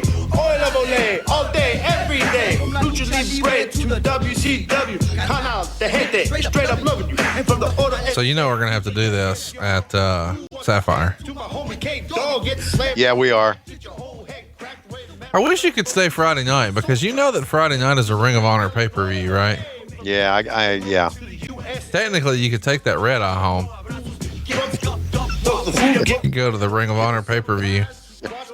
Take the red eye home on Friday night. Yeah, I'm going. It'll be fun. Oh God! I didn't realize I was backing into a goddamn Jim Cornette bachelor party. Just so happens that I'm going that weekend and there's a Ring of Honor wrestling show, and that was not by design. So now my buddies are like, are we going to the Ring of Honor show? I'm like, what the fuck are you talking about? No, we're going to Las Vegas. And they're like, no, it's in Las Vegas. Oh shit. I can't, I'm sucked in. I can't escape. Why don't you bring some fucking Smoky Mountain VHSs and we'll just sit around and jack off over Boo Bradley. Oh, don't you know? Oh my God. I know. Seriously, I don't know how this fucking happened. There's even wrestling on my fucking bachelor party. It's too much. Hey, buddy. You make your bed, man. No, listen, it'll be a good show. I mean, I really didn't know it was going to be there, but now that I'm like, wait a minute, there's a Ring of Honor pay-per-view. I'm in. Oh yeah, I know. Listen, I know it's going to be a good show too. But what I'm saying is that you're in deep, man. I know. You cannot get away from wrestling at all. I know. Okay? Don't give me. I'm just a fan bullshit. I am. No, don't give me that. That's bullshit. Okay. We absolutely know what you are now. Okay. What am I? We know what you are. Huh? What am I? You're promoter of the fucking year. Oh, no. WWCD. Oh, my God. Listen to you. All right. WWCD. I bet you anywhere. I bet you backstage MLW. I bet you backstage at Ring of Honor. I bet you even probably backstage NXT now. I don't know if they'll do a WWE. They'll probably say, what do you think Conrad Thompson will be doing right now? And the guy said, I don't know. Anybody got his number? What's wrong with you? Look, you've laid this out, man. You've become promoter of the year for a reason. You've become promoter of the year for the reason, and the fucking reason is because you work harder than anybody else. Well, okay? I appreciate that. Now, listen, I'll take that as a compliment because you know better than most. Mm-hmm. This is nonstop getting it over here. Like between the mortgages and the podcasts and the dumbass convention idea. And it's just 24 from the minute I wake up till I go to bed. It's getting it. I know. Plus on top of that, you getting ready to get married. And plus on top of that, you getting ready to fuck up everybody's lives in Las Vegas. Yep. In about a week. You especially. Yeah. So yeah, I'm getting married. You're getting divorced. We're throwing two parties. Hey, by the way, speaking of marriages, I had the most surreal experience of the month. Mm-hmm. this week. Yeah. And we started the month with Starrcast, and it got weirder. Yes. I'm sure you're talking about that little party that you had on the Redneck Riviera. Yeah, there were 2 billionaires at this commitment ceremony. Uh-huh. The Undertaker, Michelle McCool, James Storm. Do you know any of those names I just rattled off? The Undertaker, I do. Okay. It wasn't Michelle McCool. Wasn't she the lead singer of the Fifth Dimension? Nope. Okay. That's Undertaker's wife. She's a wrestler. Okay. Michael P.S. Hayes. Yeah. Dolph Ziggler. Dennis Rodman. I know. That's what I said. What the fuck? Darren Prince, who I guess is like one of Hogan's reps. I mean, it was interesting. Hurricane Helms was there. Have his mask on? No, I mean, he probably would have put it on if I'd asked him to. Right. Cause he carries it everywhere. Right. But you know what? No, he probably wouldn't have, cause people down there were really scared of the hurricane this week. Yeah, I know. They always are. If you say the word hurricane on the Redneck Riviera. Yeah. Cause they remember he delivered that vertebreaker down there on that last Nitro. Right. About killed somebody. Yeah. Lois Schiavone and Tony Schiavone were invited and we didn't go. Well, I mean, you're not coming to mine either. By the way, I got the real scoop on that. You fucking kayfabed me last week. I hate using that word in this regard, but you on the show were like, I'm going to be there, buddy. And no matter what, Lois is going to be there. And then Megan said, hey, did Hayes RSVP? I said, fuck, I don't know. She's like, well, is he coming? I was like, yes. Cause he won't stop talking about it. He's going to be there. And she says, okay, cool. You know, Tony's not coming. And I, huh? She's like, yeah, he's coming to your bachelor party, but he's not coming to the wedding. I was like, oh, that works out. I'd rather him come to the bachelor party anyway. Well, I realized, by the time you and I talked, the time Megan and I talked, that we had a game at LSU that weekend. Yeah. It's not like that's an important game. It's not like y'all will both be ranked in the top 6. Yeah. Well, that's not the reason. The reason is it's an away game. No, I'm busting balls. It's clearly a big deal. And how often does Georgia play LSU? Once every 5 years. And I mean, I'm going to get married more often than that, right? Realistically, just get me on the next one. You got it, buddy. Woo-hoo. Yeah. You know what? After next week in Las Vegas, you may not be getting married at all. No, I'm getting married here. Cause okay. you know how I know? Can I tell you the secret? Yeah. No phone policy. Okay. Going to be a person designated phone collector. You know what? And as Juventud Guerrero and Silver King, and you know what? By the way, wait this is a pay-per-view. Silver King's on a pay-per-view. Just wanted to point that out. Yeah. Against Juventud, because we got to have them goddamn luchadors. You know what I'm saying? Well, listen, you've got a crush on 2 of the 3 guys in the ring. Yeah, I do. Charles Robinson was at the, Charles Robinson was at the wedding. Oh, I'm sure he was. Mark Carano was there. Who was? Mark Carano, head of talent relations for WWE. Really? Yep. Steve Rubin, who runs all the ticketing for WWE. He was there. Shit. If I knew Carano was there, maybe I would have shown up. There was at least one guy trying to talk to Carano. Yeah, I bet. There was a dude in the mob there. Did I tell you about this? What? Yeah. It's for real. I can't say who. I don't want to fucking die, but okay. Well, don't. You shouldn't even said that. Yeah. I mean, I don't really care. It's not like they're listening to this shit. Yeah. But it's like a legit mob family based out of Tampa. And, yeah. So I talked to the guy for an hour, and Rick's like, you need to Google him. I was like, what do you mean? He's like, just Google him. So I'm like, I don't know his last name. So he types it into my phone, and I just immediately was like, I got to go to bed. I'm going to bed right now. Hey, so let me get this straight. It's really hard for me to concentrate on the ceremony that happened down at the Redneck Riviera when I'm watching Silver King in a pay-per-view. It's hard for me to concentrate on this, but let me get this right.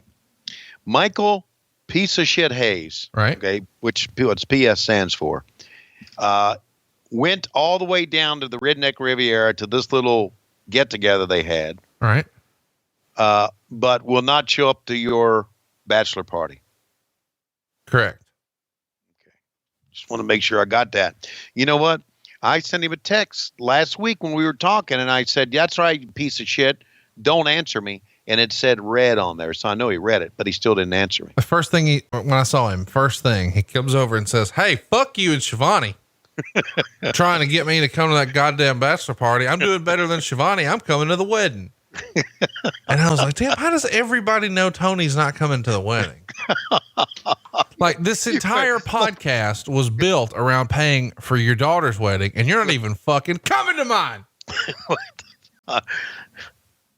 What can I say? No, Okay. I understand. You're going to get me out of baseball, I know. Yeah, but this football shit, I mean, I'm fucked on that deal. I got it. It's my fault for getting married on a Saturday. Should have pulled a flare, done it at about 2:30 on a Wednesday. Can I ask you something? Yes. Just between you and me. Yeah, nobody's listening. It's just me and you. Two buds. Was that really a wedding? It was a commitment ceremony. Okay. A commitment ceremony.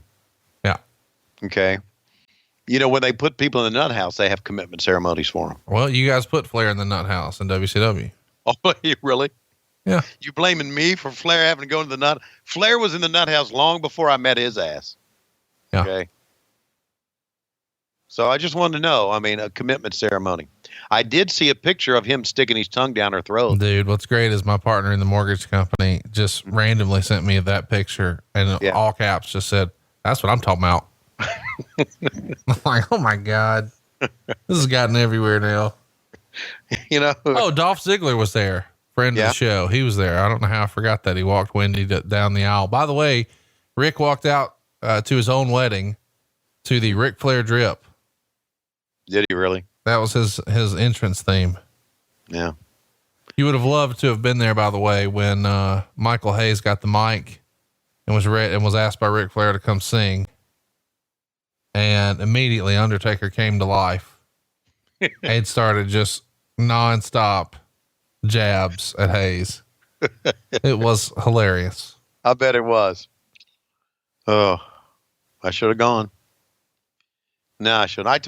Lois said, "I didn't know we were invited." I said, "You wouldn't have gone." That's true. So why would I even tell you that? Hey, how about that move by Silver King right there? That is a tremendous lucha libre move.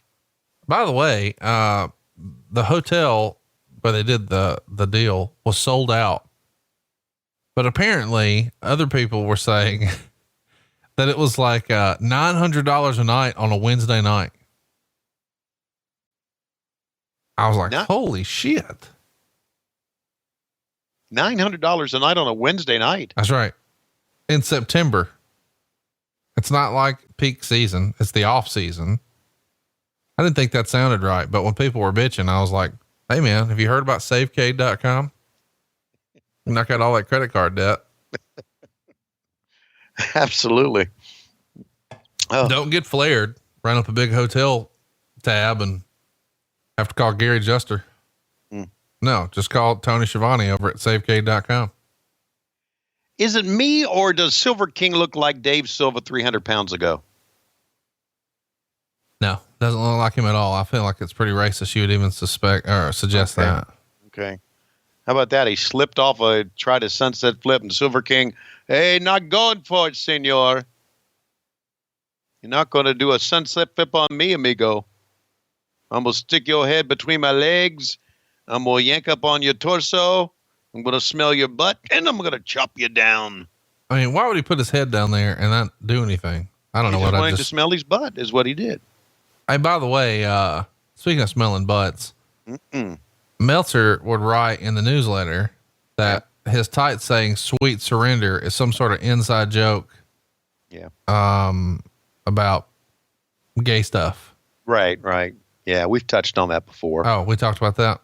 Yeah, we did. But you know, I felt like it was such a random thing to like be in the newsletter. Like I would have never even guessed that. Sweet surrender.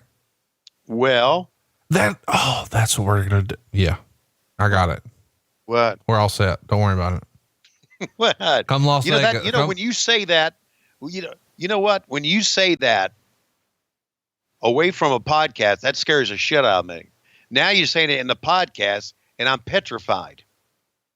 Well, you say, okay, don't worry about it. We got it. What? You just wait until we get to Vegas and you get the sweet surrender. Oh my God. The sweet surrender is not like a dessert dish at your dinner, which you say is the only thing you're going to. Okay. Aren't we going to this big steakhouse? Yeah. But you're going to get a fur burger with a side of thighs. What you're getting. Oh God. Yeah. You can eat it once you get past the smell. That's what they say. Schiavone's Hobo Restaurant. Absolutely. Silver King. Look at that. Boy. I didn't realize. Fucking hate Silver King. I have an irrational hate of Silver King and I can't help it. And I'm sorry. I don't fucking like him. I'm allowed to not like him. I'm with you too, man, because that should be the finish, but it's not. Oh, that's why you hate him, because it should be the finish and it's not. Fucking a Frankensteiner off the top. Silver backwards King. Frankensteiner, bro. Yeah. Going to go do the Hoovy driver. Hoovy driver. Hoovy driver. Who? The driver. Oh no, inside cradle. 1, 2. Oh, he almost beat him. By the way, Charles Robinson still looks the exact same. Oh, he's going to hear this, so we got to fuck with him. He told me something he couldn't believe, and I ribbed him about it because everybody at the table was like, that can't be real. He went and bought like his first suit in forever for this special occasion because he doesn't need a suit to put together rings and WWE shows and referee matches. So he didn't have to have a suit. So we went and got a new suit for the special occasion and the big day, which was cool. But he told us that in order to get the suit, he had to get it from the Husky section. What? I haven't there you go. 450. Juventud gets the win as he should. Fucking Silver King on a pay-per-view. And by the way, I know somebody listening is going to try to hit me with the, who are you to doubt El Dandy? El Dandy is a fucking saint. He's a national treasure. Silver King though, get out of here. He needs to go home and eat his hobo food. I mean, I'm all in on Hoovy though. Hoovy's one of my favorite luchadors ever. Yes. And a very attractive young man. Hey, also the Husky. Yeah. That's what I said. I'm like, dude, I was the fat kid in school. I had to shop in the Husky section. You're not a Husky. What the fuck are they talking about?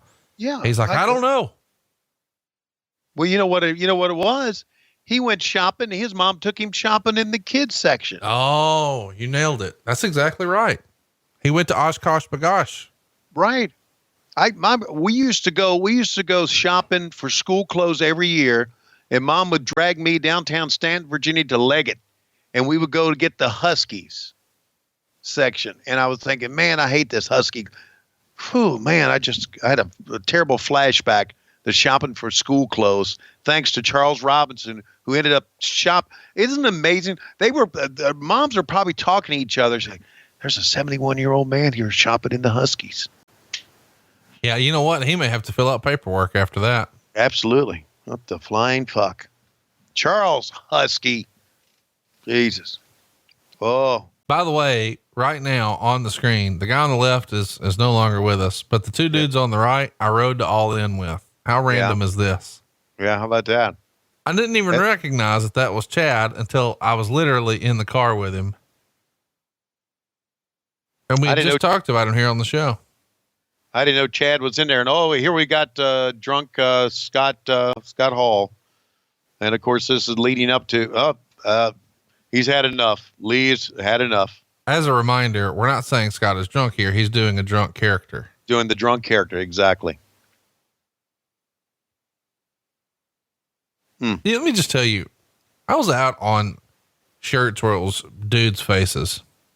And I recognize, don't you fucking at me on Twitter, that we sell shirts with my face on it. I don't want to, and it's a cartoon face, but the life, like in WWF, it got really popular for a while to have like a giant Shawn Michaels head on your shirt, or a Diesel, or a Razor Ramon, or whatever. And then when they come over here, they even tried it with Scott Hall and Kevin Nash. You just saw, it's fucking stupid. Yeah, it is. You know what I just realized? What? Lodi, without those glasses on, he looks like the twin of Charles Robinson. You know, they're best friends in real life. Are they really? Yeah. I think Lodi even lives in one of Charles Robinson's many, many rental properties. You know, Charles Robinson is a multimillionaire. Yeah. What? No, you're bullshitting me. No, Charles Robinson is independently wealthy. He referees for the love of the game. And he puts up rings for the love of the game? Yeah. Cause here's the gimmick. Now, I'm speaking out of school here, but referees are independent contractors. People who hang lights, people who set up staging, people who set up rings, they're employees. As an independent contractor, you don't get employee benefits. Right. As an employee, you can participate in retirement, insurance, blah, blah, blah, blah, blah. So the gig is wear multiple hats. Yeah. Yeah. But that's not necessary for Charles. Charles is from the JCPenney family. The Leggett family. Yeah. Charles' great grandfather was Marshall, Mr. Marshall, and that's Marshall's stores. And his great great uncle was, Mr. Cole from like Cole's. And his great grandmother was Sears, and his great grandfather was Roebuck. Right. And his aunt was Buca de Beppa. Seriously. And he's got a cousin named Best Buy.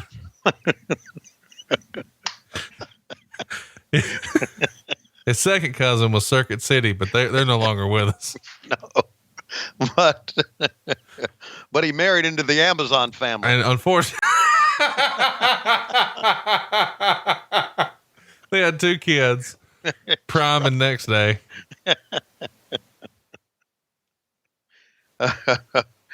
Oh God. So by the way, this stupid gimmick here, Yeah. is a Ravens flock feud where Saturn is trying to get people to defect from the flock. Right. And there are steps in this match where he can or cannot leave. This is dumb. Yeah. I think the steps are, if I recall, that if he wins, then the flock is done, right? Yeah, they He have to wins the freedom. disband. But if Raven Right. wins, then Saturn has to join. Right. They're going to get a lot of time in this match too. They're going to go 14 minutes, which up until this point will be the longest match on the card. The opening match got 11 minutes. This one's going to go 14. Well, 14, if done right, and we know Perry can work, and I've known Raven could work. 14 is not that bad. It's when you get up to 25 and 30 minutes is when you're pissing up a rope. Or another way you can be pissing up a rope is if you have Billy Kidman come out. Oh, there he is. Sorry. Well, it was just kind of coincidental right there. Would you want to get hit in the head with a stop sign? I would not. The best way not to get hit in the head with a stop sign? Be an announcer. No, not to bring one to the ring. Oh, He's taking care of every one of them, man. by the way, I love that gimmick right there. Put your arm between the pole and the steps and just push it into it. Yeah, and you can't work that, You can't work that. Yes, In other words, it's going to smash the arm regardless of what you do. to me, serious business. If you're a wrestler, let's talk for a minute like it's real life. Okay. If you're a wrestler and your opponent has an eyebrow ring and like hoop earrings, Yeah. wouldn't you just fucking rip them out? Yeah, oh, absolutely you would. That's what they've been doing with, the Viper and one of the Hardy Boys recently. By the way, let me just mention that Thunder set we just saw in the package. It's my favorite Thunder set. I liked it a lot better than the goddamn Aggro Crag. Really? Oh, that Aggro Crag shit was horrible. Okay. Acro Crag. Hey, see that banner back there? Fall Brawl?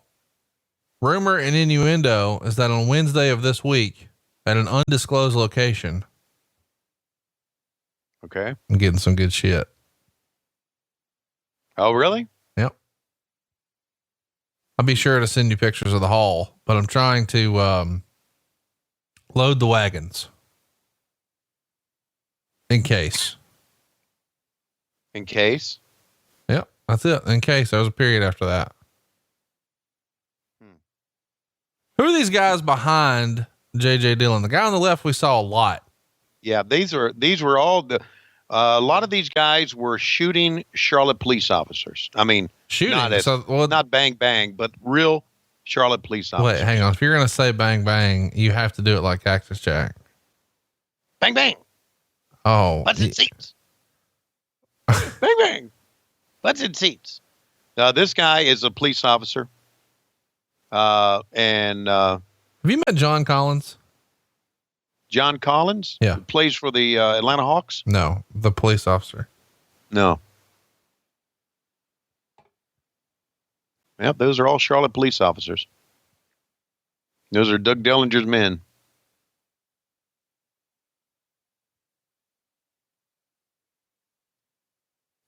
So now, Canyon is. How about Doug Dillinger sporting that fucking beeper on his hip? You think he used to get a bunch of 143s? 143s? Yeah. I don't know what a 143 is. It's short code for I love you. Okay. I know nobody ever sent you that. No. It's probably like, And you know what? Lois worked in the police department for a long time. I feel like if you got a message like that, it was like, bring home more Ovaltine. You know, hey, Lois? She's gone now. She's Drunk. to bed. Probably drunk. It's late. Yeah, it's late, but she went to bed. But I'm going to say, how come? I said, you know all those police codes. How come you never sent me a 143? I don't think it's a police code. It's not? Okay. No. Now, I bet you're going to do a 187 up in the Sapphire. 187. What's that? It's a police code for murder. But you know what you're going to murder? Yeah, my marriage. Yeah, that's exactly right. Matrimony. Matrimony. Hey, hypothetically speaking, Yeah. how far away from Vegas does Medusa live? Quite a way. She lives in Florida. Oh, that's a quick flight. You know what? You can get it. Yeah. Are you okay?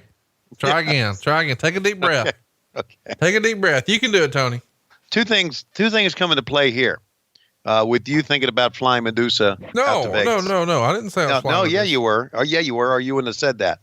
Two things. Okay. Number one is you can get my marriage ended. That's number one. And number two, you can get an Army Ranger in the middle of the night at the Tropicana Hotel to where I'm staying to slit my throat.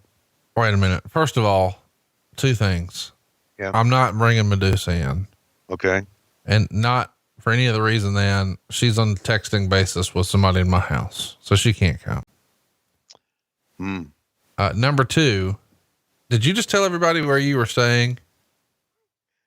I guess I did. I mean, you were sort of half hot at me because I gave away your real address here on the show. That's right. But now you're telling people where you're staying. What's the difference? Well, that's in case that people at the University of Georgia are looking for me on Saturday morning. Oh, They can have somebody break down the door. Identify the body. Well, Yeah, he's at exactly. 3801 South Las Vegas Boulevard at the 4-star hotel, the Tropicana, which I can't believe is still operational. The Tropicana, just in name, sounds like something that Robert De Niro had a gambling scheme at in about 1995. Well, let me tell you about the Tropicana. They got bed bugs and hookers, and you're in. No, well, it's old school and it's close to the airport. Oh, I'm not mad at it. Okay. By the way, Tropicana looks like the place I went once, my first trip to Vegas, and ordered a jumbo shrimp cocktail for 99 cents. Yeah. Turns out what it is it's a bowl of maggots. It's a big bowl, but the shrimps are like the size of your goddamn fingernail clippings, your pinky nail clippings. But it's a big bowl of them. It's like, and they're like, it's a jumbo. I mean, it is jumbo. The order is jumbo, but the individual shrimps aren't jumbo. We didn't say they were, but we got your dollar, fat boy. Keep it moving. By the way, I'm looking at the photos and it's pretty nice. Bowl of maggots. All the photos look nice. Yeah, they do. But I'm gonna go in. I say, can I have a bowl of maggots? And then we're going to ship your body back home to 4665 Newell Drive, Marietta, Georgia. Oh, I got a new address. Yeah. She didn't clean up that dog hair, so it didn't sell. You're still there. Oh, I do. Actually, I have, I've had a lot of our patrons have asked me, do you, have an address? I could send you some stuff because, Paul Bromwell sent me all of that stuff. So yeah, on Patreon, I'll have my new address. It's an address. It's my business address now. Everybody's got my business address. You can just Google it. Hey, have you heard of Tom McGuire and the Brass Holes? Tom McGuire and the Brass Holes. That's right. HOLES or WHOLES? BRASSHOLES. No, is that like some sort of punk band? No, but they do have a new song. They just pushed out, I guess it's their debut single, and it came out over the weekend. And, I let them know that we were going to be talking about it and playing it, and we have their permission to play it. And I'd like to play a little bit. Okay. It seems like coincidental that you would say that the Brass Holes would be pushing out something. Yeah. Well, what was everybody in the crowd here chanting on September 13th, 1998 in Winston-Salem? We want Flair. We want Flair. Here's their debut single, Ric Flair. Here we go.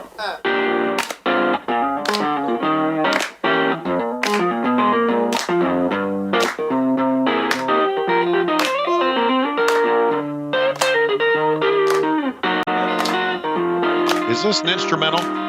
Nope. You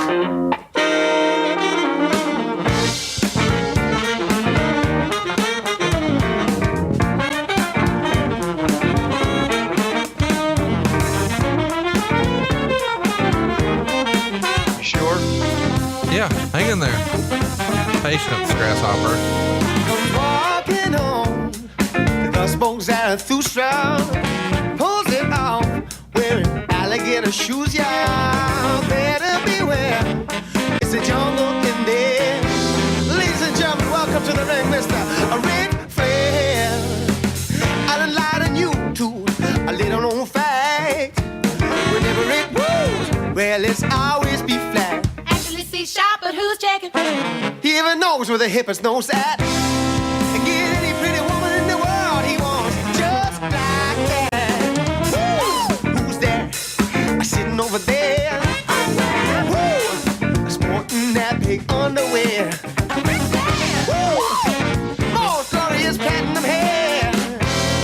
All young pretenders, well, you better beware. Jake the Snake unsurprisingly had a snake. Ultimate Warrior had paint on his face. Hacksaw Jim Duggan had a 2x4. But with style like this, man, you don't need no more. Got a lot of friends, I got a lot of foes. They be quicking in the boots when I be bouncing off the ropes. Lots of people talking, few of them know. You gotta have a tag if you wanna make that dough.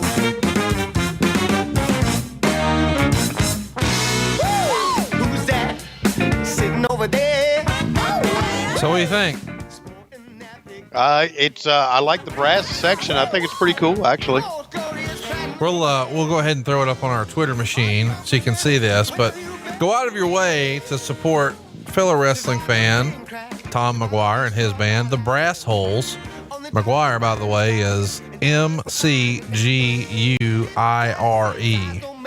So different than Mark McGuire. This is Tom McGuire, and the video has cameo appearances by a guy dressed up like Ric Flair and Jake the Snake and the Ultimate Warrior, and Got the big pink limousine. Good fun. Yeah, absolutely.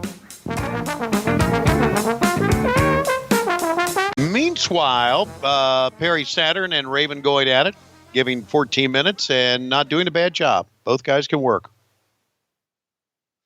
Absolutely. A couple of ECW alumni here. Yeah. The match would actually not get that bad of a rating, although this show was fucking horrible. This gets a 3.5, which up until this point was the highest rated thing on the show. Actually, this is going to be the highest rated thing. Well, yeah. And you know what? I can see why, because again, both these kids can work. And when, you take a look at up and down the card, look at that sign. We want Flair, man. Yeah, they're ready for it. And you're in Flair country here. You're in North Carolina.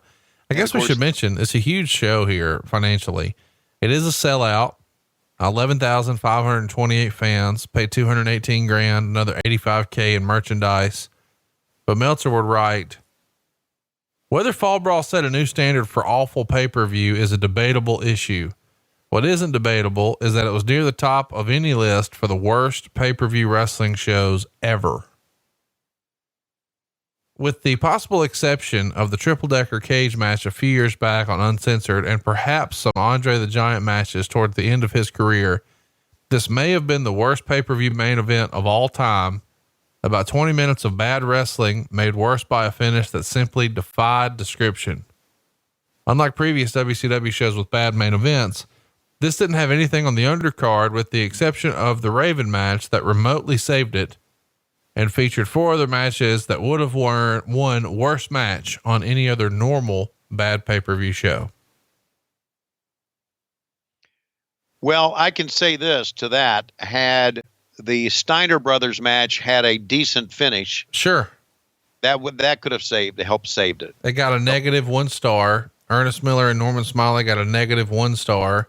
Right. Chris Jericho got half a star. The Davey Boy Smith match got a 1/4 star. Juventud got 2 stars. Dean Malenko and Kurt coming up next are going to get a 1.5 stars. Conan and Scott Hall are going to get a dud. And your main event gets -4 stars. Has there ever been a -4 star? Oh, there's been negative way more than that. Really? Oh yeah. Yeah. I mean, I think there's been like a -10 star once. Wow. I could be wrong on that. Wow. Well, and I agree with all this, that it's just absolutely terrible. And I don't get it. I don't, that, whoa, boy, Death Valley Driver. Or turn around. And he kicks out in 2. Fans are kind of getting into this as well. Here we go. I found it. 1, 2, 3, 4, 5. There were 6 other -4 star matches that you would have been around for. Oh, by the way, Hulk Hogan, Andre the Giant, WrestleMania 3, that got -4 stars. WrestleMania 5 the next year, the Bushwhackers and the Rougeau brothers, that got -4. Clash of the Champions from November of 90 with Sid Vicious and the Night Stalker, that got -4. Sting and Tony Palmore got -4 for the New Japan battle in 95. And then a TNA show with Sharmell and Jenna, who was a reality show person, got -4 stars in 09. But the worst -5 stars was a Triple Mania show from 2015, a Heroes of Wrestling match with the Bushwhackers from 99, WrestleMania 2's Roddy Piper and Mr. T, Moondog Spot and Junkyard Dog at the Wrestling Classic in 85. Wow. And then my favorite, yours too, Halloween Havoc 1998 Hulk Hogan, the Warrior, which we've covered with the flash paper that just wouldn't go. Right. Yeah. You know what? I agree with that. Here's one thing of all those negative, and I didn't see all those negative star matches, but Hulk Hogan and Andre the Giant, WrestleMania 3, may have been a negative 4-star match or negative whatever star match, but how come we always remember it? Yeah, but I mean, in fairness, I remember the worst bout of diarrhea I ever had too. All right. Rings of Saturn. Rings of Saturn. Come on. He's got to be out by now. To be clear, I'm not shitting on the Andre the Giant Hulk Hogan match. I'm just saying you can remember bad stuff too. Yeah, I know, but nobody remembers it as being bad. Everybody just remembers it as being just historic. Is that the right proper term? Yeah, for sure. No, it's a happening. Yeah. I mean, I remember when the bell rang, the face off they had. I remember that, Hogan trying to pick him up and Andre falling on him, and Hogan and Andre almost getting the win, early in the match. And I remember Hogan finally picking him up and slamming him. And so there's a lot of things about that match. Of course, I remember it being, at WrestleMania 3 and how big that was. But I just don't think it's fair to give that match set anyway. Just my take on that. All the other matches, hey, why not? And certainly what we're getting ready to see, wow. What we're getting ready to see is going to be one of the worst as well. No doubt. Referee is down. Canyon broke from the handcuffs. How do you give was the handcuffs in the referee's shirt pocket there or something? He's going to uncuff himself and then recuff himself. Yeah. Oh, and he kicked out. And look at the fans react, man. I wonder, I really think sometimes, I think a lot of times, I'd like to talk to someone who was at the event. Now, we're talking to 1998, so we're talking 20 years ago. We've got a lot of listeners who are at this though, because I get comments all the time from people who went to these war games in Winston-Salem. By the way, I'm going to be in Winston-Salem with Bruce Pritchard for WrestleCade, and I can't believe you're not going to be there because you're at the dumbass Georgia Tech game. Yeah. Can you come after? That's going to be an early game because that's a really shitty rivalry. Nobody thinks Georgia Tech has a chance at anything unless you're Roman Reigns. Who, by the way, was the special guest picker on ESPN this past weekend. Yeah, I didn't see it. Did they boo him there too? I don't know if they did or not. I only saw it. I didn't hear it with the sound up. There it is. 1, 2, 3, and Saturn wins the freedom of the flock. So here's my question about that. My original question is, sometimes what sucks on pay-per-view by watching on TV, if you're at the arena, you go home thinking, man, I had a great time. That was a great show. So I'd like to hear from somebody who was there who said, nobody thought that about this, dude. Come on. No, you never know. I mean, look, fans were enjoying this. This is the only good match. I get it. Yeah. Good match. I get it. But you go home after a shitty finish and you think that was a shitty show. Sometimes I'm not so sure. Sometimes you get a TV show that has A, shitty camera work, B, shitty lighting, C, shitty announcing, and it makes for a bad TV show. But if you're there live, you're thinking, man, I loved every bit of it. Because I talked to this guy that I work with at the radio station who was at our Super Brawl show at the Cow Palace years ago. And I think that was like Super Brawl 5 or whatever it was. I think we've already done that. It's back in the archives. And I remember that not being that good of a show. And he'd say, man, that was a great show. We had a great time. We enjoyed every bit of it. So sometimes it gets lost in translation once it gets on the small screen. If you know what I mean. Yeah. And of course, bad announcing would have a lot to do with that too, right? Yeah. I mean, I'm sure you're fucking the show up too. We've just listen, I did my best to fuck up as many shows as I could because as we know, Conrad, I just didn't give a fuck. Yeah, that's right. I Tony Schiavone did. You did. That's what I did. Only thing I was worried about is putting butts in the seats No, you were putting checks in the bank. That's checks in the bank. Yeah. Exactly. And as long as you could put your butt, is that girl bouncing her boobs up and, okay. She had a Wolfpack shirt and she was yanking on the shirt. It looked like she had her hands on her boobs, bouncing up and down. I'm thinking, what are we doing? Oh boy. Oh boy. Oh, I thought they were setting up the WarGames. No, they're just telling the story of how we got here with Kurt. And, there's going to be a double team in just a minute here on Dean Malenko with Rick Rude interfering. And that's going to bring out Arn Anderson, gets everybody really excited. And it's really the precursor for Flair coming back. So this is the go home edition of Nitro for the show we're watching right now, Fall Brawl. Right. Absolutely. And, boy, Curt Hennig was a great performer, man. Yeah. When I watched this with Eric, he said the same thing. He said, that's what stuck out to him the most is that he's probably the best, quote unquote seller in his, that he knows of in wrestling, like ever. Yeah. You know, something else I noticed about this show? Not many promos. Yep. Had a couple of backstage things. We had that Scott Steiner thing that we talked about. We had the Jericho thing, and that's about it. Yeah, we haven't even gotten you to do a Mean Gene Hotline promo yet. I know we haven't. So there's nothing to do unless they're going to do something to say, well, look at this. Rick Rude. I saw Stevie Ray come running out.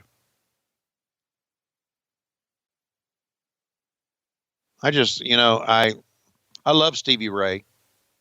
Really do. He's got his own podcast. What's it called? Hello, is anybody home? Is the name of the podcast. But I just didn't get him in this main event here. Somebody had to do the job, brother. Well, then we really telegraphed it, didn't we? Stand Up for Greatness with Stevie Ray is the name of the show. All right. I had him on my radio show in Atlanta one time, which is now defunct. I had him on my radio show in Atlanta and we talked about that. It was good. And that was last year. We had him right after they had the, all the rain in Houston. By the way, I'm pretty sure the show is now defunct. What's that? I think the show is now defunct. Is it really? But one of my favorite topics that I'm looking at here, Hard Body Harrison and Wrestling's Forgotten Jobbers. Uh-huh. You've got questions. Stevie Ray's got answers. Uh-huh. Was that it? 2 episodes? When Haku used his finisher in a real fight and more. Oh. We kind of told those stories. Yeah. Yeah. Arn Anderson, man. A skinny Tony Schiavone there holding the microphone.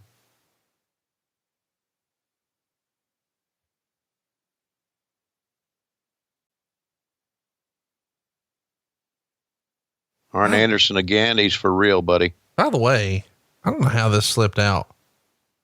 Stevie Ray has an official Twitter. I don't think enough people know about this. I'm going to follow him right now. He is at Real Stevie Ray on Twitter machine. At Real Stevie Ray? I didn't know that. Yeah. At Real Stevie Ray. Is he still pissed off about us, about Suckers Gots to Know? Nah, he tried to come to Starrcast. I think he's okay. Okay. Two very close friends here in real life. Of course, they're both passed on. I went to Rick Rude's funeral, and Curt Hennig spoke at the funeral. And Curt had some very, very. It was very entertaining, very humorous, and it's not easy speaking at a funeral. I know when it's your best friend that's passed away, but he did a great job. I'll never will forget that. I'll never forget the stories he told about them hunting together up in Minnesota and in the cold weather, and very entertaining stories. Had a difficult time. Hennig could do it, buddy. You know, it's crazy. Right now in the ring, the only person alive is Dave Penzer. Rick Rude, Mr. Perfect, Brian Hildebrand, all no longer with us. Wow. Man, what type of a god takes all those guys and leaves us Dave fucking Penzer? Isn't that something? Disappointing. And not only that, it leaves us David Penzer with the way he is now. By the way, I'm going to be doing some more business with Dave Penzer. I don't know that you know that, but we've already helped some listeners get into a new house because Savecade, that's what we do. But Dave Penzer in real life is now a realtor. Yeah. You know what? I knew that. He said that. And so you're helping Dave Penzer? Well, whenever I find somebody who wants to buy a house in Florida, right, I'll hook them up with Dave Penzer. All right. I mean, to me, if I was a wrestling fan and Dave Penzer could be my realtor, I'd be in. Yeah, I agree. And if I was buying in Georgia, I might buy from Rick Steiner. Then again, I might just go bark at traffic. Or tell parents, shut the fuck up, which I would love to be on that committee. You already do that. Yeah. Look, as you might imagine, I have a real problem with parents.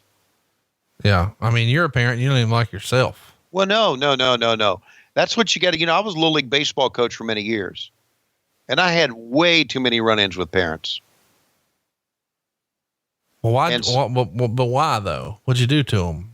I didn't do anything to them because you weren't playing their kid enough. Fuck you and the horse you came in on. Why are you so angry? I hold a grudge. I hold a grudge against parents.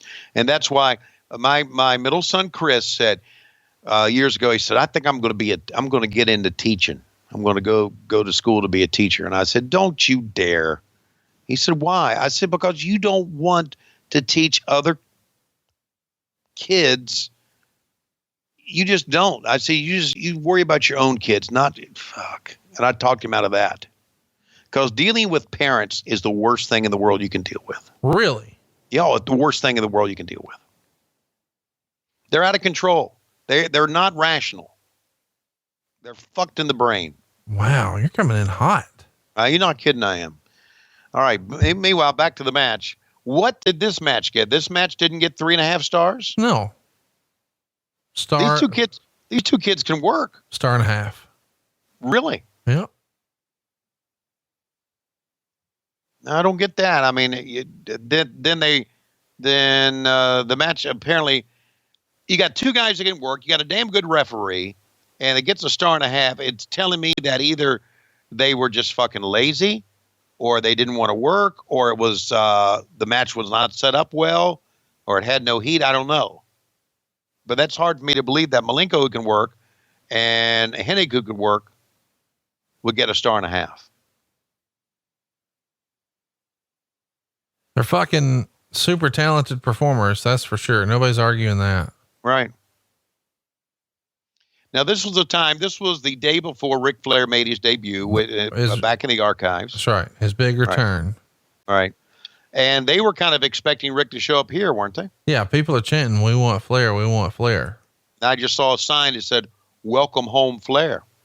Yeah. He's not coming home till the next day and he's sporting the tux. Fire me. I'm already fired. Right. By the way, that's what we sort of flip-flopped it accidentally. Right. We watched the Flair return and now this show, but on Bischoff's podcast, we did it the other way. Last week we watched Fall Brawl. This week we did the Flair return. So if you want to hear what, Bischoff has to say about his feud with Flair in 98 and the return, it's on 83 Weeks this week. That should be interesting as well. Yeah. Did you argue with him? Did you get pissed off at him? Did he shout at you? Listen, he said some dumb shit a couple of times and I called him out, but in the end, it wasn't that bad. We weren't yelling or fussing or nothing. All right. Well, that's good. I always like my friends to get along with each other. Oh, we don't get along. We just didn't yell today. Well, we should all get along. You, me, Bruce, him. No, but we're family, man. He even said this week on the show, like, I don't have friends. It's just not my personality. I'm quiet. Huh. Meanwhile, me and you are, we're buddies. Yeah. I mean, You know what you're doing in Las Vegas. I couldn't do that. You always bring it back to that, don't you? Well, I mean, shit's going on. Yeah. It is what it is. It is what it is. One of my favorite cliches. You had a good run though, really, when you think about it. I mean, how many years were y'all together happily? 37. No, I said happily. Oh, 3. Yeah. I mean, three. really, you're getting greedy after that, if we're honest. Yeah, the first 3 years, I think, that was the first 2 years, and then Matt came along. Yeah. Not to blame Matt, but No, you like Matt's changes fault. when you have a kid. Yeah, it's Matt's fault though. I mean, let's just call it like it is. Yeah, little fucker. I mean, you were able to do whatever you wanted to do, walk around the house naked. I walk around the house naked now. Oh yeah, I'm sure. I mean, we're looking for it every day on Patreon. I do. Ask Lois. What's it going to take to get Tony Schiavone ass naked on Patreon? Oh, it's going to take a lot. Might just happen accidentally if I just click the live button. No. I would never do that because, we like to think that our people on Patreon are just us, right? We're just a group and we're all friends hanging around together. But I end up getting naked on Patreon. Someone's going to screenshot it and put it on social media. That's why we have a no phone policy in Las Vegas. Yeah. Because we don't want you to be a Buff Bagwell and have a hashtag baby dick on Showtime. Run that one by me. You what's that about Buff and what's that about a hashtag? Buff Bagwell was on that Gigolo show on Showtime. You knew that. We've talked about this. No, I didn't know that. Yes, I did. Right. Are you kidding? You don't remember cowboys4angels.com? Oh yeah, I remember that bullshit. Well, anyway, he was on the show Gigolo on Showtime. Okay. You don't remember this at all, do you? Yeah, I do. Well, anyway, he was nude on there. He was nude on the Gigolo show? Yeah. That I didn't know. Yeah. I mean, he had sex with a lady on Showtime. He actually had sex on TV? I can't believe you don't remember this. I remember Cowboys for Angels or whatever, or Angels for Cowboys or whatever. Yeah. Okay. Well, good for Buff. Check your email. Okay. I shall. Meanwhile, we're getting a 1.5 star match that I think Wait, what did you say? A 1.5 inch what? You hadn't got the pictures yet. Calm down. 1.5 star match. Oh, sorry. Yeah. Star. Yeah. Take a look. Okay. Well, I'm in the midst of a podcast here. I don't know if I can really. Yeah, you can pull up your email. It's 2018. Okay. It's not come through yet. Well, you'll be very excited when you get it. Okay. Oh God.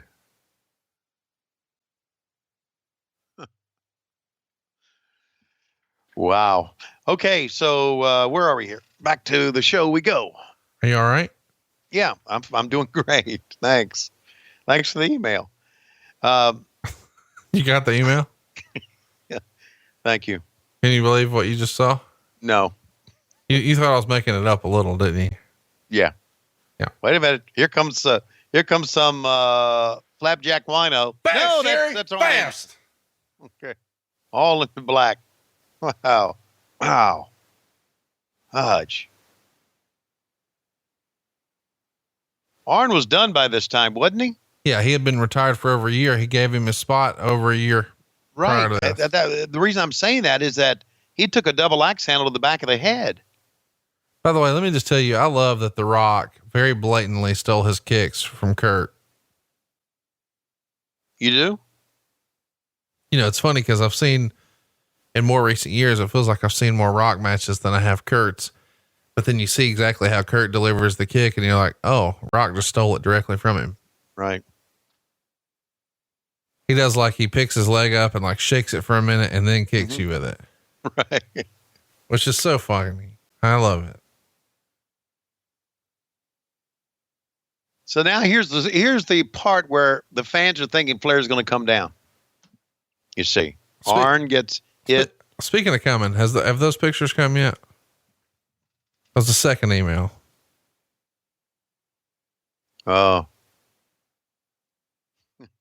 You all right? Yes, I am. It's just terrible. What's terrible? Is my hashtag making sense now? Oh my God.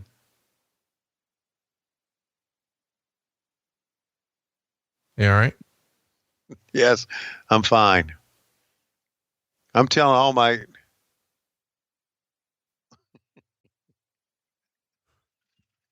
Tell everybody what you're seeing here. This is not a video show. This is audio. You owe it to your audience. I'm seeing Buff talk to this old lady with her boobs down to her knees. He's not talking to her, brother. Well, That's yes, cowboys4angels.com. Okay. Wow. Okay. Well, anyway, God bless him. Okay. Where are we in the show? What the fuck are you sending me shit for? Dude, you asked? No, I didn't ask. Yeah. Oh. Okay. So, you know what? We'll pick this up. We'll pick up this show, this podcast, which may go down as our worst of all time. No, it's not. If it gets that bad, we'll just call Ric Flair again, like we did that one time when it was really bad. So, yeah, you know what would pep up this podcast? What's that? It would be K-Dog going up against Scott Hall. I'm in. God damn, here we go. Yes, sir. What? You know, if I'm Scott Hall, not only am I'm pissed off about this drunk gimmick they want me to do, but I'm even more pissed off that I've got Mike Jones walking out with me. Who? Mike Jones. What's your number? 281-330-8004. I think you should hit Mike Jones upon the low, because Mike Jones is about to blow. Did you know that Mike was about to blow? No. Yeah. Now you do. Wow. So, hey, got some ideas for next year. Put a bullet to my head? No. Okay. What's that? What's the ideas for next year? I mean, how bad do you want to quit baseball? Well, well, anyway, what's the idea? Hashtag baby dick on Showtime. Here's what I'm saying. Let's run through this. By the time Buff Bagwell got the Gigolo show, he had been off TV for a while. You're on TV every fucking Friday. Yeah, but look, but he was a good-looking young man. No, I'm this old doughboy fuck. But did you see the lady in the pictures with him? Yes. You telling me that you're not the male equivalent of the lady in the picture? Yeah. Well, probably. So that's what I'm saying. Let's have you just embrace it and go all in. What? You're running out of shit to talk about here, buddy. Dude, I got to try to figure out how to make Conan and Scott Hall as they do a drunk angle where he is stumbling around and Bischoff said, this is the thing that embarrasses him the most. Obviously he regrets the whole Flair thing, but he thinks this is probably the most embarrassing because this was his idea and he pitched it and he presented it and Scott did it. But clearly he took a real life situation and blurred the lines, and that's what he was known for. But really what he's doing here is exploiting someone's real life struggle. Right. And he wishes he had it to do over again. And there's nothing fun or funny or interesting about that. No, because you know what? Scott Hall, without all of this, was a cool motherfucker. Still is. And was, had a great gimmick. Didn't need this at all. By the way, if I'm dumb enough to do a Starrcast too, Scott Hall's in. Yeah. Couldn't have been cooler.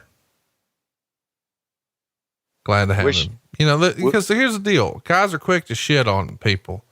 And so whenever, I started to promote that Scott was going to be there, I had a ton of people who were like, oh, and I heard everybody's this thing or that thing. But I've always been of the mindset, you treat people how they treat you, and Dude, he's aces. He gets a bad rap. Hey, listen, I probably know Scott Hall longer than anybody I've known in wrestling. Really? Yeah. Oh, because of the, what was it? Starship Coyote or some shit like that? No, well, yeah, he and Danny Spivey were on Starship, whatever they were, but they were also, again, they worked under Klondike Bill, and they were the grounds crew at Old Crockett Park. Oh yeah. I forgot about that. You told us that. So I've known Scott forever. And, I've always had I may have told this story before, but when, before he got hooked up with Diamond Dallas Page and things were really going downhill for him, I tried to find out where he was, and I ran across this person who knew where I could get in touch with Scott. And I said, I need to get in touch with Scott. Why? Well, because I'm concerned about him. And that person told me he doesn't want to see anybody. Yeah. That's a shame too. Yeah. So, because a lot of people cared about him, but thankfully his story has a very, very happy ending. mm-hmm. I mean, he's in a good place. He's doing well. And, a lot of other people didn't have that story. Right.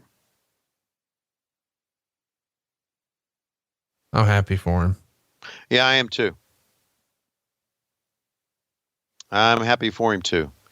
Well, now he and K-Dog going to get it on here. Conan, who is now part of MLW. And it's good to have Conan back. He and I got to talk a little bit in Fort Lauderdale recently. And I know Conan's had some health problems, but he's bounced back nicely. And man, I always love this look with him, with the hat and the shirt, the plaid shirt. I really thought he was really fucking cool. So did she, man. I think Conan was one of those guys, and Scott Hall's like this too. They were just fucking born cool. Right. And that really is like, that's just the vibe for everything Conan does. Like even his podcast, it's just cool. Right. But why in the world he hooked himself up with the Disco Inferno, I'll never know. Well, everybody needs cannon fodder. Yeah, I guess so. And disco is a great sport. Right. He gets it. Yeah. Now, does it, Odele, Aviva la raza. Oh, look at you rolling them R's like Lillian Garcia. Thank you very much. Here, touch this. That's enough. Oh, I liked all that shit he did, man.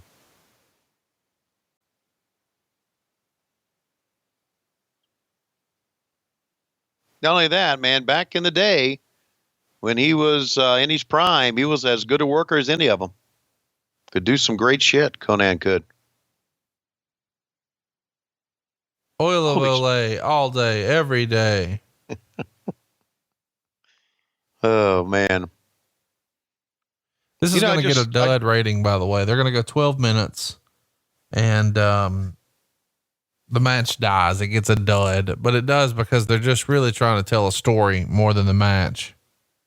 And the story they're trying to tell is Scott Hall's, drinking is out of control. And exactly. Yeah. And by the way, one of the things I always found interesting in this is the gap between the rings. There's nothing there. Like, to me, there should be something there. Guys are going to jack their ankles or roll a knee or something. Right. And I believe, didn't the NXT one that we did? Yeah, they had something there. Had something there. I enjoyed, I think it was Arn Anderson or Barry Windham, one of them, where they just stuck their head in there and pretended like they were plunging their head, which was hilarious. Right, right. Of course, none of that fun shit's going to happen. It's just going to be a train wreck of a main event coming up in just a minute. Taking a good thing, you know?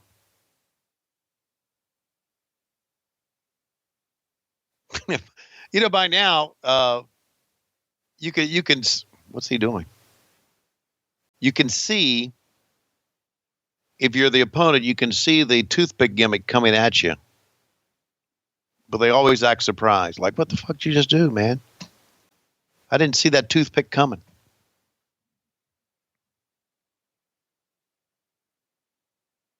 See, Scott can... not everything, but most of the stuff that Scott did looks so legit. And I talked about him having probably one of the best working punches ever.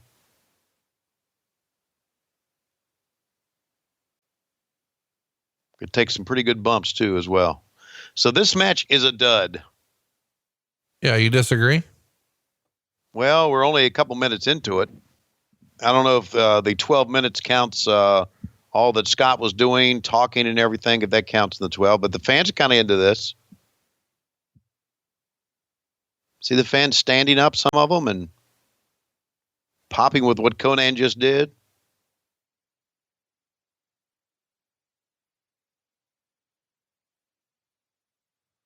You know, I don't know. I don't know what constitutes a dud. To me, what constitutes a dud is two guys who can't work.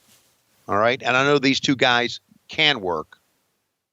Two guys who can't work, missing spots that were choreographed, that shouldn't have been choreographed anyway, and just doing shit that makes no sense. You got two guys who I know can work. You got fans reacting to some of their stuff. I'm not so sure that constitutes a dud. I mean, I've seen a lot of duds before. You know, I talked about Evan Courageous. I've always shit on him.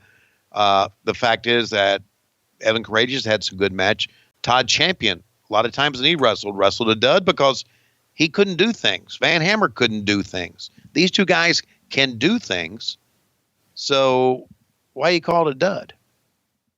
I don't get it. See that roll through? You'll see when you get to the finish, though. Okay. All right. So maybe the finish, it just, he's not looking at the entire body of work.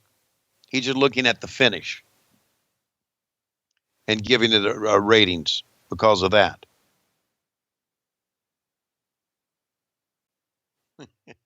Well, there's a good way to use the crease between the rings.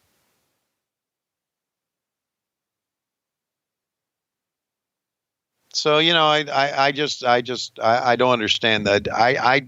What always to me was, like, for instance, earlier we saw Silver King and Juventud, and Silver King should never be on a pay-per-view. I get it. But Silver King missed a couple of moves and it looked shitty. And guys would go out there and they would rehearse shit. And guys who can't work, they would do all these spots. They would rehearse it. If they go in the ring and the lights are on, the cameras are rolling, and the bell rings, if they miss one fucking move, everything goes to shit. That's a dud. Not guys being able to work and doing things like this that looks pretty good and spots that look okay. Hey, you know what? Dave Meltzer and I have become buddies again, so I'm not going to say fuck Dave Meltzer. Oh my gosh, I'm so thankful to hear you say that. Are you? Yeah, he's always been a good guy to me, and you know, I know we cover his newsletter a lot, but he was doing his job and reporting the news and giving his opinion, and a lot of people take it very, very personally, and obviously Bischoff's taking it to another level, and man, I'm just really, really glad that you're getting off that train, because Bruce and Eric are fucking not, and it's a lot. Yeah, you know, I am. I like Dave a lot. Always did. And of course, you know, the FDM became very popular with our slapdicks, and I appreciate that. I don't appreciate the fact that you had to call him to be put over by him. But you know what? That's life. That happens. Journalists are like that all around. And didn't you tell me he was just put in the Wrestling Hall of Fame? Yeah. Over in England over the last weekend, it was MediaCon. And, the first class of Wrestling MediaCon Hall of Famers featured Colt Cabana, who's really the OG of wrestling podcasts. Right. And of course, Mr. Dave Meltzer. Well, good for Dave. Yeah. I got to see he and Brian Alvarez at Starrcast. It was good to good to talk to them. And we didn't get to talk that much. People were coming up, when people come up, autograph, I want to spend time with them, but we got to talk a little bit, and that was good. Good. Thank you for see what you've done for me. What? I got you back, mending fences. Yeah. Well, that makes me happy. Yeah. That's what I you've like done. Dave. And, I think a lot of people assume that I hate Dave and that I'm two-faced with Dave or whatever, because a lot of my co-hosts just shit on him, but that's not my intention at all. Like, I want to use the newsletter because I'm a 20-something year subscriber, and I think it's the best resource for sort of telling the story of what really happened. And obviously he got some stuff wrong, but shit, how can you not? I mean, when you're talking about writing 100,000 words a week on a topic, and a lot of it comes through different filters, and we've talked about that, you sort of alluded to it a few minutes ago. Guys would call and give him updates, and in return, it's natural that you develop friendships there. I mean, what type of monster would you be if you talk to a guy with any regularity and you don't develop some sort of relationship, some sort of friendship? And, we sort of started the show talking about something like that, a different relationship, but let's talk about it. I think people are unfair to Eric Bischoff when they say that he catered to Hulk Hogan too much. I mean, obviously he can make that claim now with the benefit of hindsight, and a lot of people can, with the things that worked or didn't work. But realistically, if you're in Eric Bischoff's spot and you really are a quote unquote C-team announcer when you come in, and you've got a guy who at this point has grossed more money in professional wrestling than anyone except Vince McMahon, but just at the box office, like, this guy drew more money than anybody, the top guy for over a decade. He's the man. And so when he says, and he's on your team, hey, why don't we do this? I think this will be money. Like, you don't vote against that guy. Right. Like, if Virgil on the outside says, what about this? You consider the source. Not shitting, Right. just saying. But when the guy who's drawn more money than anybody ever says, hey, why don't we do this? You got to think it's worth a listen. To make another example, and this will piss people off, but if Tom Brady says, I think we should run this play, if you're the offensive coordinator and he's on the field and he's clearly gotten you some championships, you got to wonder, like, why wouldn't I listen to that? He's out there. He's done it. He sees things differently than I do. I'm a new coach. I'm fucking doing what he wants to do. He's a proven winner. Hogan was that. So I see how you would rely on that. And a lot of other people, want to play armchair quarterback on some of that stuff. And I get it. But to me, I'm sympathetic to Bischoff's spot there, not because we're buddies, but because I would do the same thing. And if you're honest, you would too. Let's go back to when you first got into wrestling, Tony, and it's early Starrcade days. It's Starrcade 84 or 85, one of those early ones. All right. And Ric Flair says, all right, Tony, here's what we're going to do. You're fuck. Okay. You're the top guy. You've done this for over a decade. You're the reason these events are going to be so successful. You've drawn all this money. I'm the new guy. And if this is the way you think I should do it, I'm going to do it, because I don't think you're intentionally going to fuck me up. Like, what's the motivation there? Right. Well, I go back to the very first Starrcade, and I was in the backstage area, and that's when I met Dusty Rhodes.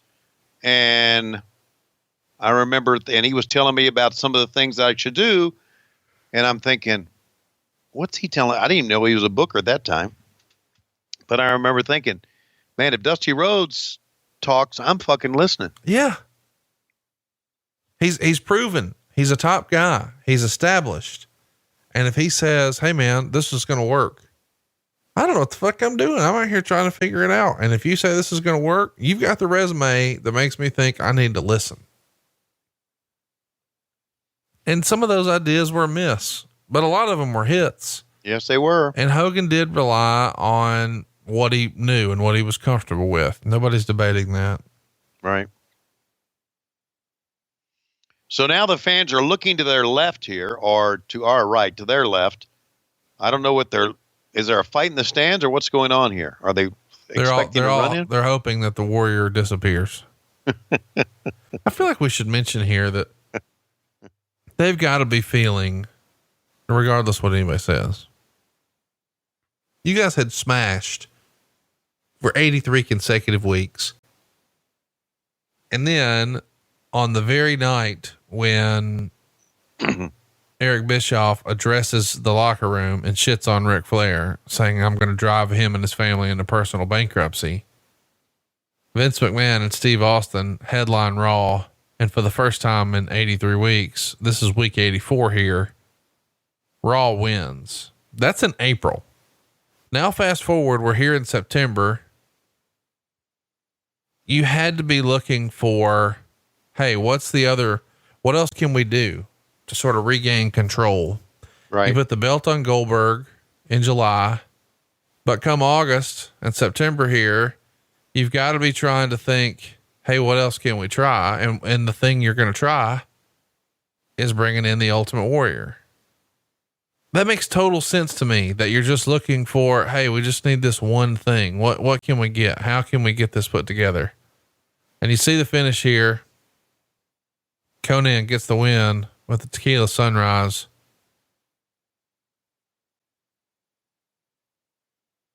Got to be an upset. Scott Hall was considered to be one of the tippy top guys. He gets the win here.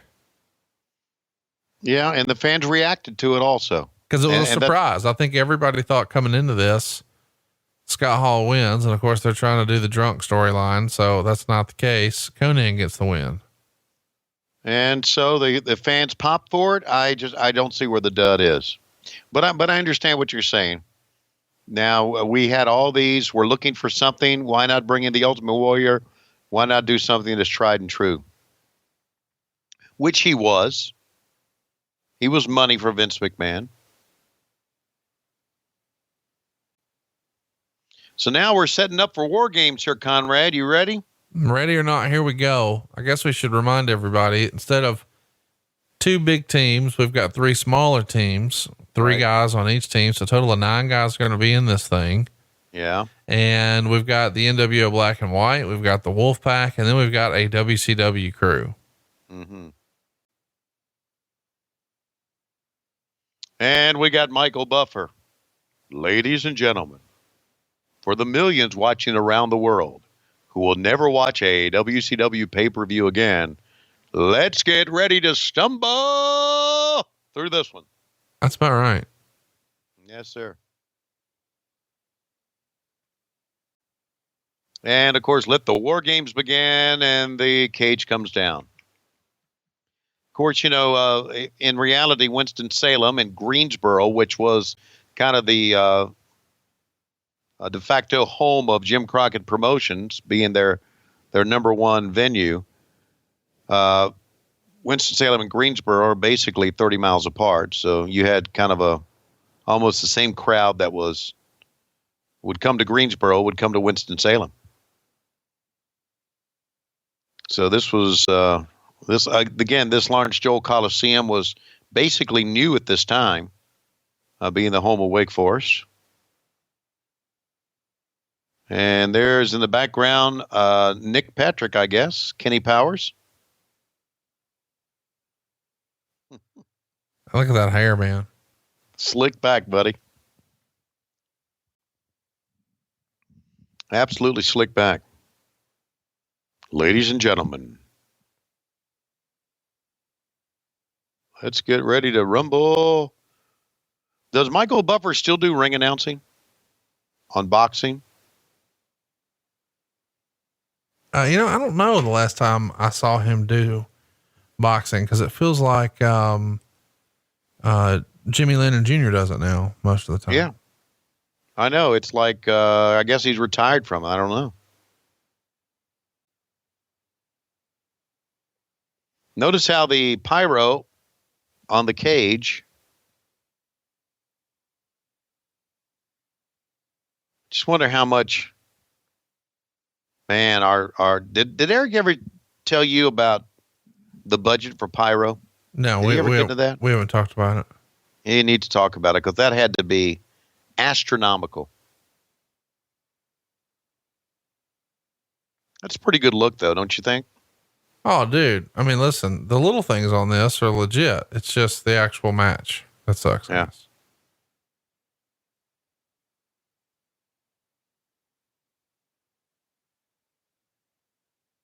Well, of course, we just had WarGames in Major League Wrestling. I don't know if that's aired yet or not. I don't think it has. And we had it at the Fort Lauderdale War Memorial. And had some pretty good things in it. Tommy Dreamer was a part of it. Of course, Sammy Callahan, who is, as you know, is a nut. He was in it as well. So I saw Sammy at Starrcast. He's a nice guy. Yeah, yes. Good kid. One of those old school appreciation type kids. Have a lot of time for Sammy.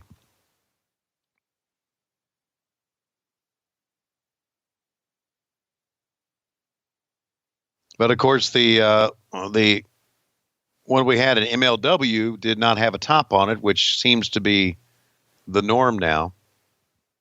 But I always thought the top on it made it spookier in a way, don't you? I mean, it was different. So I always liked the top on it.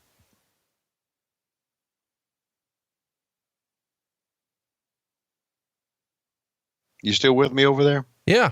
I like the top on it too. Yeah. I feel like, you know, the 3-team concept is what threw me off. And I know, you know, a lot of people, you know, when I made reference to the fact that I didn't like this version of the WarGames, referenced last year's NXT and said, oh, well, they had 3 teams too. I get it, but they had real stakes for that one. And the cage didn't have a top on it, and they reintroduced it after it was dormant forever. This is a continuation year after year after year. And now all of a sudden everything's different. Right. And the stakes here are kind of dumb, you know, like the one for NXT, there were real rivalries between these 3 sort of factions. And that's not necessarily the case here, but even if it was, the winner of the match gets a title shot at Halloween Havoc. So when the stakes are, by the way, I have that DDP vest right there. When the stakes for this are you get a title shot, it's no longer a team thing. Now it's every man for himself. Exactly. And if I'm correct here, the man who ends up getting the title shot at Halloween Havoc didn't even get his match on the pay-per-view, did he? Yeah. I mean, it started, I think, but then I think after the match started, it went off the air and you guys had to refund just shit piles of orders. Yeah. And that, to me, that says it all about us at that time. By the way, there's a few versions of DDP, and let me just say, I like the 97, 98 DDP best of all. Like just the way the look and presentation, you know, 97, he was mostly wearing jeans and boots and the t-shirt. And then here at 98, this is the look, but he would change it as years went on. He'd get like the baggy pants with the lightning bolt down the side, and he'd trim the hair up. Everything looked different. I like this sort of Jacksonville, Florida version of DDP. Yeah. The t-shirt was a hot seller for us. Yeah. The Bang t-shirt, and of course the diamond cutter, and he had the diamond cutter hands on the back of his vest. It was all pretty cool, man.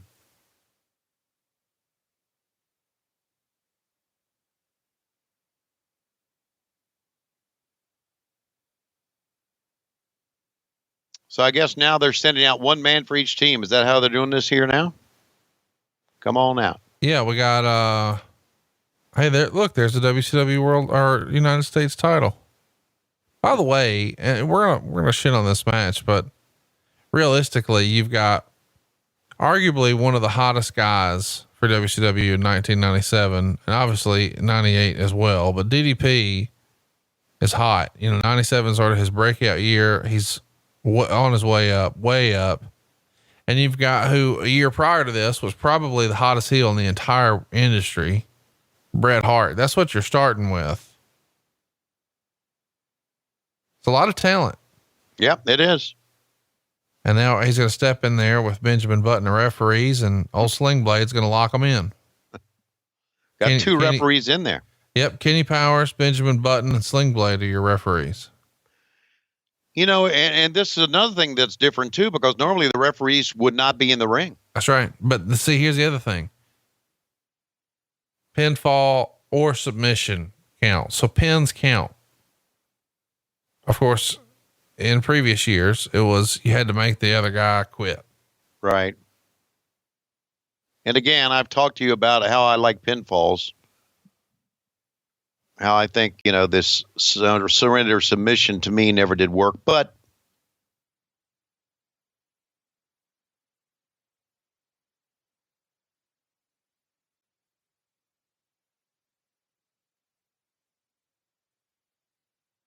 so we got two very big time, popular, well-known superstar wrestlers in that era in 1998 going at it here.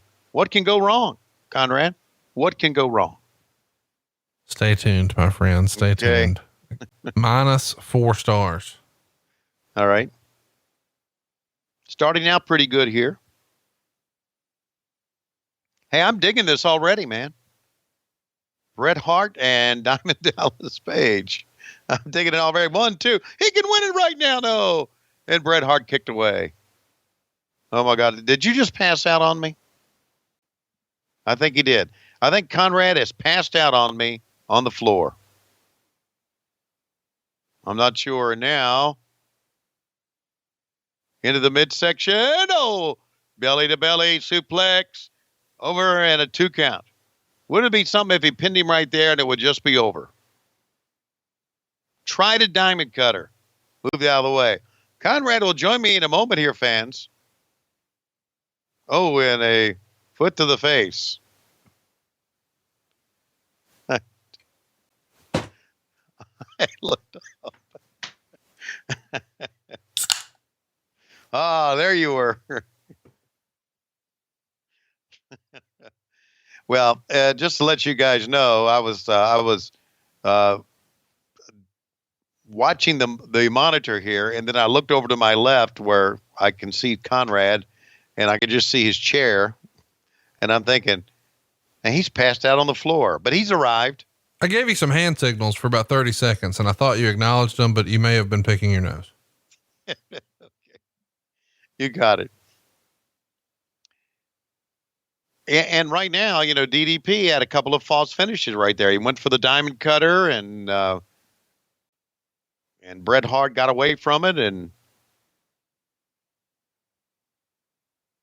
all right, so they're slowing down here a little bit.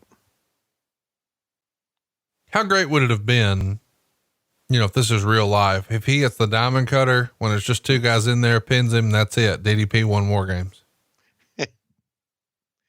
Yeah. It would kind of be like thinking that Ric Flair was going to show up and didn't, and thinking Goldberg was going to show up and didn't. Or it would be like you paying for 5 songs at Sapphire and only needing half of one.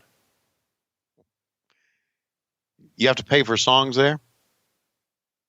You don't have to. Your money's no good with me. Oh God. Let me just say this. You're coming home covered in glitter. Yeah. And you're going to have to tell Lois that you've been hunting unicorns. Okay. Well, the good news is that I don't land till late the very next night, and she won't even see me come in. She doesn't pay attention to me. I'm telling you, you're getting ready. You're going to be a newlywed. In a couple of months, you're going to be a newlywed. You just don't get it. Unless my picture is on her telephone, unless my picture is on Lois's smartphone, she won't even notice I'm in the house. Because she just stares at her phone all day. That's all she does. God is my witness. Right hand to God. 100%. She stares at her phone all day. I've been accused of that. Yeah. I mean, just last week you were saying that at Starrcast, you'd be in the middle of a conversation with me. Yeah. And I'm on my phone the whole time. Yeah, but you were doing a job. You had purpose. So you're saying your wife is aimless? Completely. That's what I'm saying. I'm learning a lot about how to handle wives here. Thank you. Yeah. Yep. Just give them something to do on their phone. Absolutely. Yow. Discus. Lariat. Look good, man. And now the countdown is over. Who's coming in? It's going to be from oh my God. It's the one job guy here. It's Stevie Ray. Because suckers got to know that somebody's got to do the job. That's exactly right. Got the blackjack back on his tights. By the way, let me ask this. Did you see Michael Hayes' attire at the wedding? No. You gotta go find that. All right. Well, it's listen, has Michael Hayes ever worn anything cool in the last 15 years? Yes. He has? Yes. Okay. He wore it cool to the wedding. It was awesome. Really? Oh, so cool. Okay. He didn't wear a purple jumpsuit and a no fanny pack? It was pink. Pink jumpsuit and a fanny pack? Yep. Jesus. All right. So now here, you know what made WarGames great, and I think everybody would agree with me, what made WarGames great was 2-on-1, but now it's kind of every man for himself here.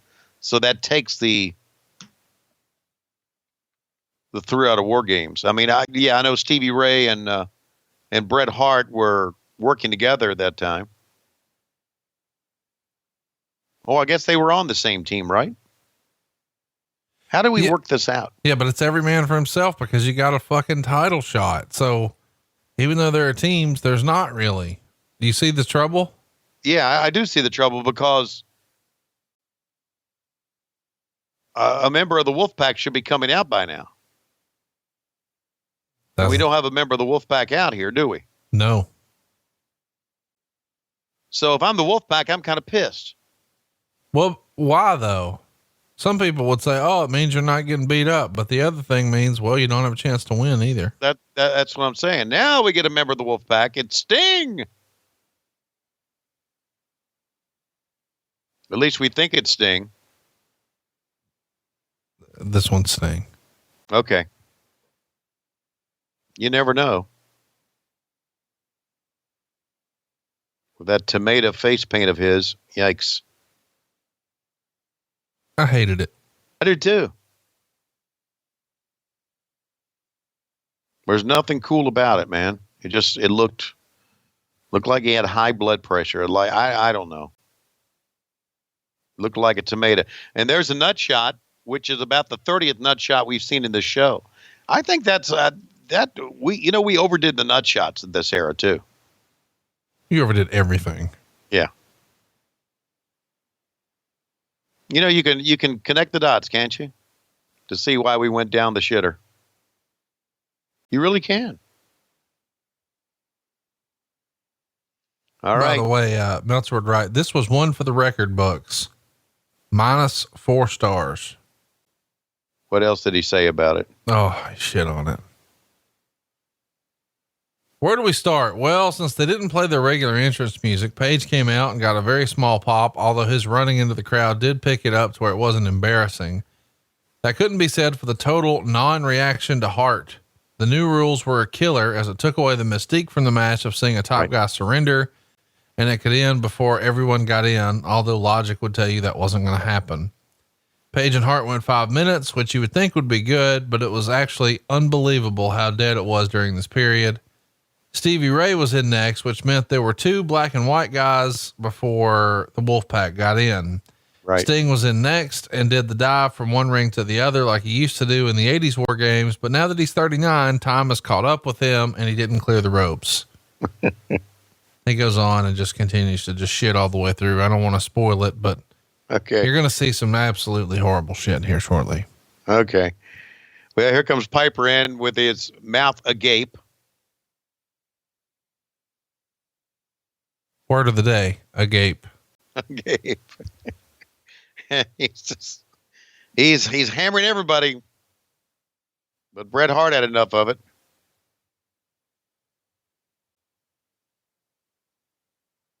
Wow.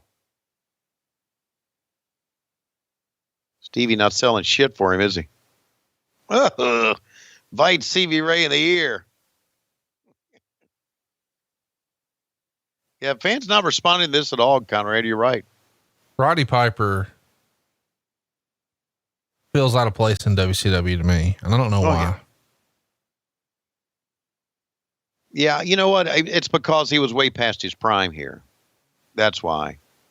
You know, Roddy had one of the greatest talkers, had one of the greatest entrances, but by this time his work, which I don't know if it was always the greatest work in the world, but his work had lacked something by this time. If he had finished up at Super Brawl 97, I think it would have been a great run for him.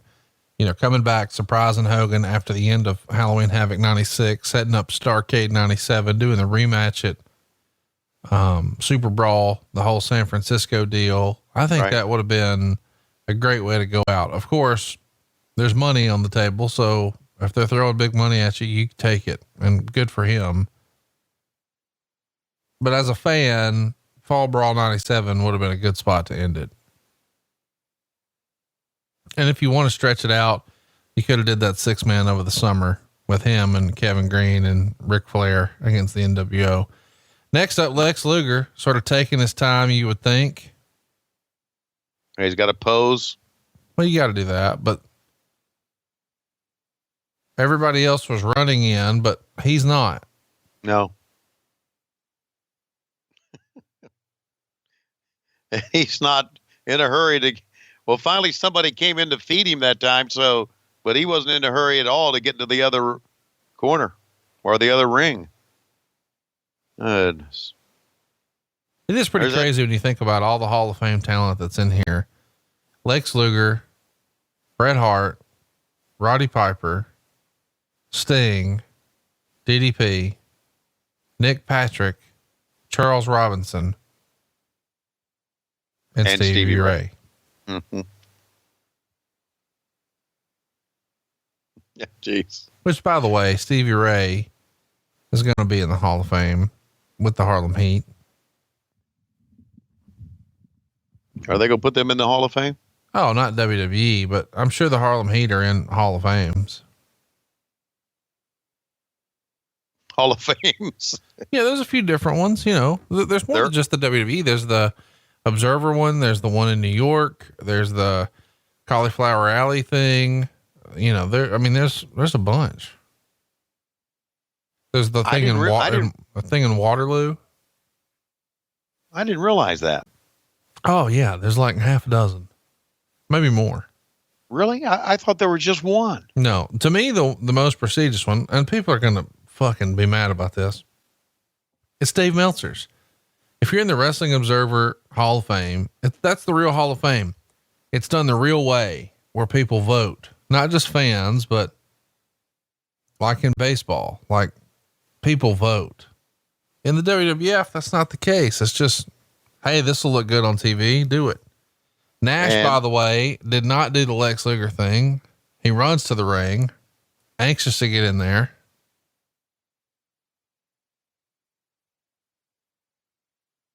Wow, I didn't realize there was a Dave Meltzer anyway, good. I thought there was just one. I'm glad to hear that there's more than one. I think you should be in several, by the way. I think it's bullshit that you're not in them. I'm going to turn down every one of them. No, you're not. Yes, I am. I'm never talking to you again if you do it. Uh-oh. Hollywood swinging now. Dun, dun, dun. By the way, it's not time. He's sneaking in. I remember not too long ago, I went to a theater and I saw the Hollywood Hogan show. Always wanted to be a wrestling man, to sing my songs and become a bad piano playing man. So he's sneaking in, right? That's not his turn. That's right. Well, he's early, if nothing else. Okay, well, and Sammy Callahan did the same thing, and the MLW won recently. Can I tell you about the Pro Wrestling Hall of Fame 2018 inductees? Whose Hall of Fame is this? The Pro Wrestling Hall of Fame, the pwhf.org. Okay. Where is this? Pampiro Firpo. Okay. Hiro Matsuda. Oh, okay. Sting. Yeah. Jim Duggan. Okay. Eddie Graham. Ernie Big Cat Ladd. Good class. Red Bastien and Billy Red Lyons. Like it. See, there you go. They're a legit 501c3 nonprofit organization in upstate New York. That's a good class though. That is a good class. So you should do it, man. If you're ever given the opportunity, you should do it. Do they have an induction ceremony now? Or they just, yeah, absolutely. People actually come to that. Yep. By the way, 2017 had Sputnik Monroe, Mick Foley, Shawn Michaels, George Napolitano, Susan Green, Larry Hennig, Harley Race, Tatsumi Fujinami. Hey. 2016, big year too. You had Leilani Kai, Mean Gene, Sergeant Slaughter, Stone Cold Steve Austin, the Blackjacks, Mulligan and Lanza, Peter Maivia. It fell off a cliff a little bit. They put Greg the Hammer Valentine in. Oh my God. Oh my God. Smoke has filled WarGames. By the way, this is the trap door bullshit we were talking about before where people are getting hurt. But what you're seeing in the ring right now is not the Ultimate Warrior. That's actually Renegade. Uh-huh. But he's got the full length duster on and he's face down. They're going to fill it again. And just as fast as he was there, he's gone. Oh my God. Oh, this is so intriguing. This is so intriguing. He's got the coat and wait a minute, brother. He ain't there. So there's a trapdoor in the ring. Here he comes. Bust his ass on the steps. And the fans not buying it at all, are they? Well, I mean, you would think. In fairness, if you're gonna, when they first brought back the Warrior, they brought him back in a Nitro in Connecticut. Now the Warrior is in Winston-Salem. Exactly. No one gives a shit. It's like when Bret Hart comes out in Winston-Salem. By the way, it's WarGames, and look, they're just letting motherfuckers out. That's right. There's Bruce the fucking Barber Beefcake.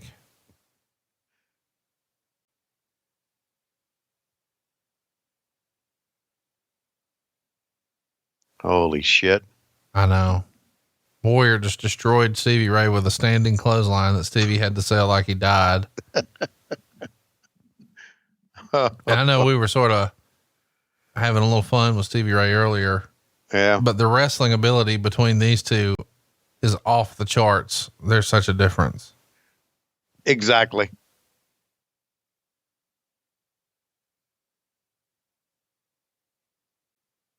Meanwhile, is everybody else dead on the other side? They're not moving. What's everybody's going just on? taking a nap. That's what they're doing. There's an arm coming up from between the rings. Everybody is taking a nap. They are. Fuck, the whole crowd is. Nobody's doing anything right now. Oh God. So you see Warrior trying to chase down Hulk Hogan and Bruce the fucking Barber Beefcake, and he's just pacing, following them around on the inside of the cage as they're walking around the outside. Here comes the big spot, which is comical. Okay. I know it's coming. So Warrior's going to scale the cage, and he decides, I'm not doing this. I need Hulk Hogan. So he kicks, and the very top corner gives way. But now he's got to figure out how to maneuver his body out, and he's going to drop down. And when he does, bam, he just fucked up his ankle. So now he's limping along here. He's hurt bad. He starts throwing and bam, just tore a bicep. This is real. He's done two things. And while he's brawling with Hogan here, he tore a bicep. And when he landed from the cage to the floor, he tweaked his ankle. So he had two physical spots, and in both of them, he hurt himself. But thankfully, Stevie Ray is in the right spot at the right time with Bret Hart and DDP. Took out the blackjack. Diamond cutter. Roll him over. And that's it. That's the finish of your War Games. And the crowd goes mild. Wow. No one gives a shit. And it's not anything against DDP. It's just hard to follow. You had this big schmoz thing with Hogan Warrior that probably shouldn't have been, that distracted everybody. When they finally did pay attention again, it's like, okay, DDP beat Stevie Ray. Oh, is that it? Okay. I guess that's it. And that's your main event now. Halloween Havoc, Diamond Dallas Page, Bill Goldberg for the world title. Well, obviously what ruined this whole thing was the Hogan angle with the Warrior. Everything Warrior did in WCW sucked. A dick. Yeah. So check out Fall Brawl 1998 on the network. And when you get done with that, go dig up the archives and watch Halloween Havoc 1998, which has the worst match ever, -5 stars. This was only -4 stars. It can get worse, and it would 1 month later in Las Vegas. Hogan Warrior. Crazy to think about. Well, so it's very apparent that Hogan Warrior helped dig us in a hole that we couldn't dig out of. No, I don't think that's right. I think you guys were already in a hole. Well, don't get me wrong. Business is booming, but the WWF is winning here. And I think you've already started to head down that direction, but you hit the panic button thinking you could bring Warrior in and sort of turn things around and pull the nose up, so to speak. That does not happen. Instead, it just goes further and further down, which is what you're going to do at Sapphire next week. But Tony, on that note, when I look at my clock, I can't help but feel like it's about that time. In our main event coming up is War Games 2018. In one corner, it's going to be Conrad Thompson, Dave Silva, Dave Hancock, and Jay-Z with his white glasses. In the other corner, Hulk Hogan teaming up with Roddy Piper and the ghost of the Ultimate Warrior. The Ultimate Warrior making his way to the ring in War Games. He'll be the first participant. And also in the ring is Conrad Thompson. Conrad bends over. Smoke comes bellowing out his ass. It covers up the ring. Also falling out of Conrad's ass is Jay-Z. It looks like we're out of time. We are out of time. We'll see you next week. You're listening to What Happened When, coming your way on the MLW Radio Network, as well as our good friends on Patron. Promotional consideration paid for by the following. Hi, all. This is, well, you can call me Frog. Frog here to tell you to visit my friends Conrad and Tony over at patreon.com/WHW Monday. They have all sorts of exclusive content, including behind-the-scenes videos from the Schiavone Kingdom. You also can get the podcast on Monday, which is better than the normal drop day of Wednesday. Okay, let's see here. And by LoisRules.com. I'll let you in on a secret. She's more terrifying than Piggy. Now that's saying something if you ask me. I know your pain, Tony. Anyway, LoisRules.com, one of the hottest selling sites on ProWrestlingTees.com, where you can find all of your What Happening When t-shirts to show your support for Tony Schiavone. Also, buy BoxOfGimmicks.com, with all sorts of merchandising that you can get tailored to your favorite podcasts, led by Promoter of the Year himself, Conrad Thompson. Yay! That's right. Show your support of What Happened When, something to wrestle with in 83 weeks by heading over to BoxOfGimmicks.com. Wait, what? Guys, I don't think I can say that. It's in my contract. Sorry, I mean, I can't. It's not a word I'm really used to saying. I mean, I guess I could try. All right. Well, be sure to tune in to Slap Dick Theater. Oh, well, that wasn't so bad. Screw it. More episodes of Slap Dick Theater with Killers and Noobs going to Patreon this fall. Yay! What Happened When is going on the road. You can catch Tony and Conrad in Charlotte, North Carolina, live at the Comedy Zone, Sunday, November 11th at 3 p.m. Tickets are available at TomSync.com. And get Get Ready Nashville! What Happened When is live from Sammy's Comedy Club on Sunday, December 16th. Get your tickets today over at lowkeybighog.com.